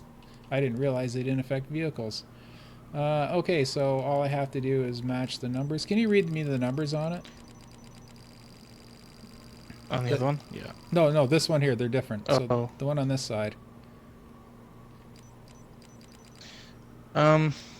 Yeah, so the forward number is 165. 140, 50, 65. Vertical, nothing. Vertical is 11.50. 11.5.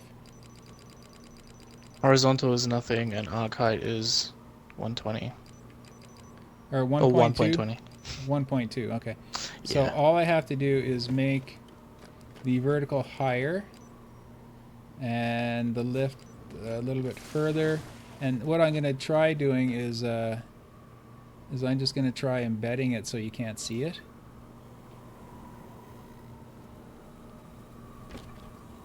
Don't vehicles usually get stuck if that happens? I don't know, because there's a lot of like invisible glass on this piece you're running on, so let me just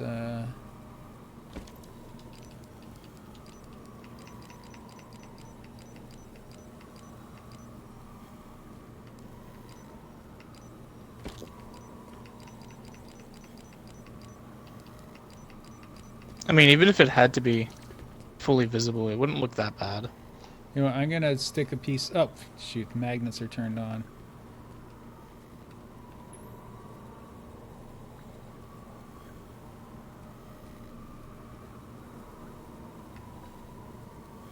I'm just gonna slide it off to the side so I can still grab it. I don't want to leave it embedded in the piece. Okay, so how does that work for me? That works for me just fine. And I'm gonna have to make it higher, of course, but let's try you now. There we go. Works. Okay, that works.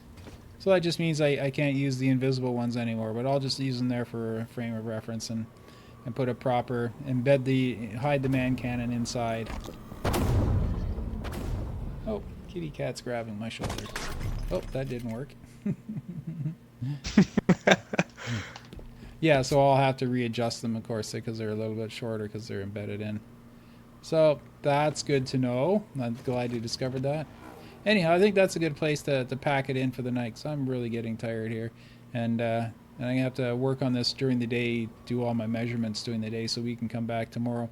So it'll probably be just like right after dinner time, well, whatever dinner time is, probably around 6 Eastern time is when I'll be broadcasting tomorrow. Oh, that's why I was having the problems with these glasses. Look at them all up here.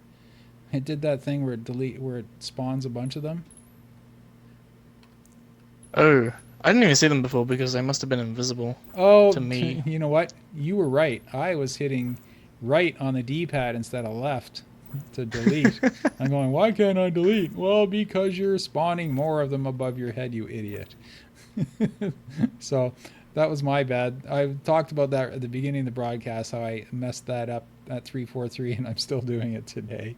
I haven't learned my lesson in a year. Which is left, which is right. Because they're totally different. Can't really one blame makes things yourself happen, because of how many options one we makes have. things happen, and the other thing makes them go away.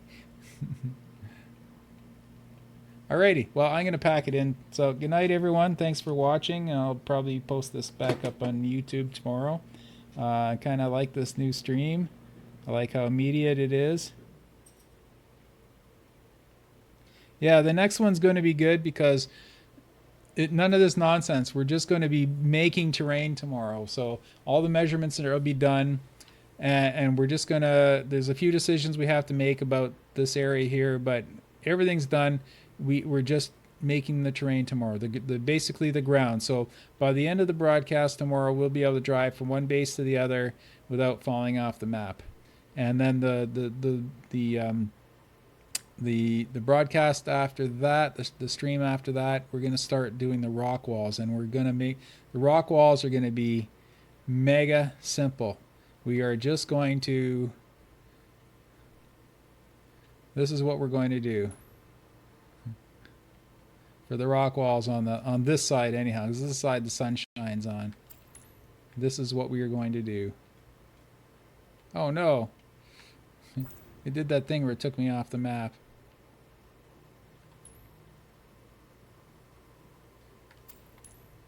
I've noticed that duplicating has a bit of a bug right now. Yes, it does. Unless it's like added in as a feature, so it would suck. Yeah. So this is this side. We're gonna use 4 of these, and we're just gonna use them in the 4 different directions, so they don't look like they're repeating. But That is a huge piece. it is a huge piece, isn't it? And so I'm very thankful that. Oh, wait a sec. This is actually gonna go out here because this is where it meets. It's going to be out here. You see, there's half the side done already with 1 piece. So the next piece is we'll duplicate that and we'll spin it around and turn it up. And oh, ignore those pieces. If someone told me we could do this in Halo 5 back during Halo 3 times, I'd probably laugh at them. Yep. You see, there we go. This side is almost done now, and we've used 2 pieces. Now, we'll probably put a few cliff pieces in for texture, but it's nice that we can use the biggest cliff pieces, and we're only going to be using them to texturize the pieces that are putting up. So they're just going to be like decorative pieces in front of the other ones. And this one is going to be the tree side wall. We're going to use the alpine cliffs and rocks. And we're going to use the same piece that I just put, and we're going to put it in behind it so that just little pieces of snow. Here, let me give you a highlight of tomorrow, what we're going to be doing tomorrow. Wow, that spawned way over there. Tomorrow when we're going to be placing the alpine cliffs, and then we're going to be taking these, and we're going to be doing this with them.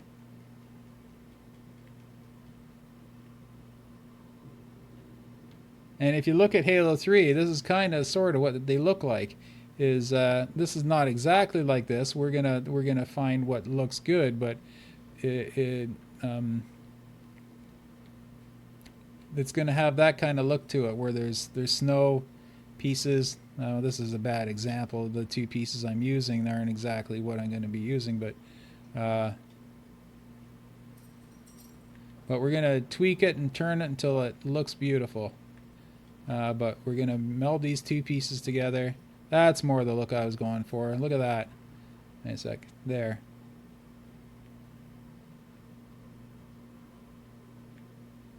There we go. See how it looks like the snow spilling over the top of it and sliding down? See, this is exactly what we're going to be doing on this side. So it's going to be part... Well, let me generate lighting. So it's going to be part snow, part rock, and all cool. Huh. When you generated lighting, my game froze until you finished. Oh, I still haven't finished. There we go. That's kind of weird. Well, actually, it's... Oh, right. I forgot. I haven't turned light baking back on that piece, so it won't be gray when we're done. But that's the idea. We're going to use like 5 cliff faces and 2, maybe 3 of those snow pieces, and then a few smaller pieces to look like snow slides and stuff like that. But oh wait, that one's completely turned. But that's the idea. We're going to use 4 pieces on one side and maybe 6 or 8 pieces on this side, and it's going to have a very similar look to the original. But very simple, very inexpensive, like under a dozen pieces for these rock walls, because I really want to be able to save. Once we're done the rocks and terrain, and we can get rid of all these pipes, I want to make sure that we save enough money, or enough pieces, enough budget, so that we can make the Forerunner structures look really, really, really nice. Okay, I don't want them to be all just single blocks and single pieces. I want them to look really nice. And the focal part of each one be highly decorated, where the rest will just be very simple clean lines. But before we do that, we're going to have a very special broadcast, and I'm not even going to tease, because it's going to be really fun, because it's not going to take place in Forge. So anyhow, we're done. Thanks for watching, and I think I've said goodbye 4 times now, but this time for real. So I just have to find out how to stop this stream now. I haven't figured that part out yet. Yes, there it is. Okay, good night, everyone. Speaking of the What? Are you making me I was just stop? gonna ask, just quickly. Okay, go ahead. Go ahead. My Addiction finger's going on the ahead. button. With the foreigner structure, you did say you were going to make it non-Halo 3. Yeah, So that's what I'm not How are gonna you gonna talk make about. it detailed? that's what I'm not talking about. That is the special. Save it for the next stream. You see, I want to get the terrain and the rocks done first because I want to get a good idea of what I'm looking for. But how I'm going to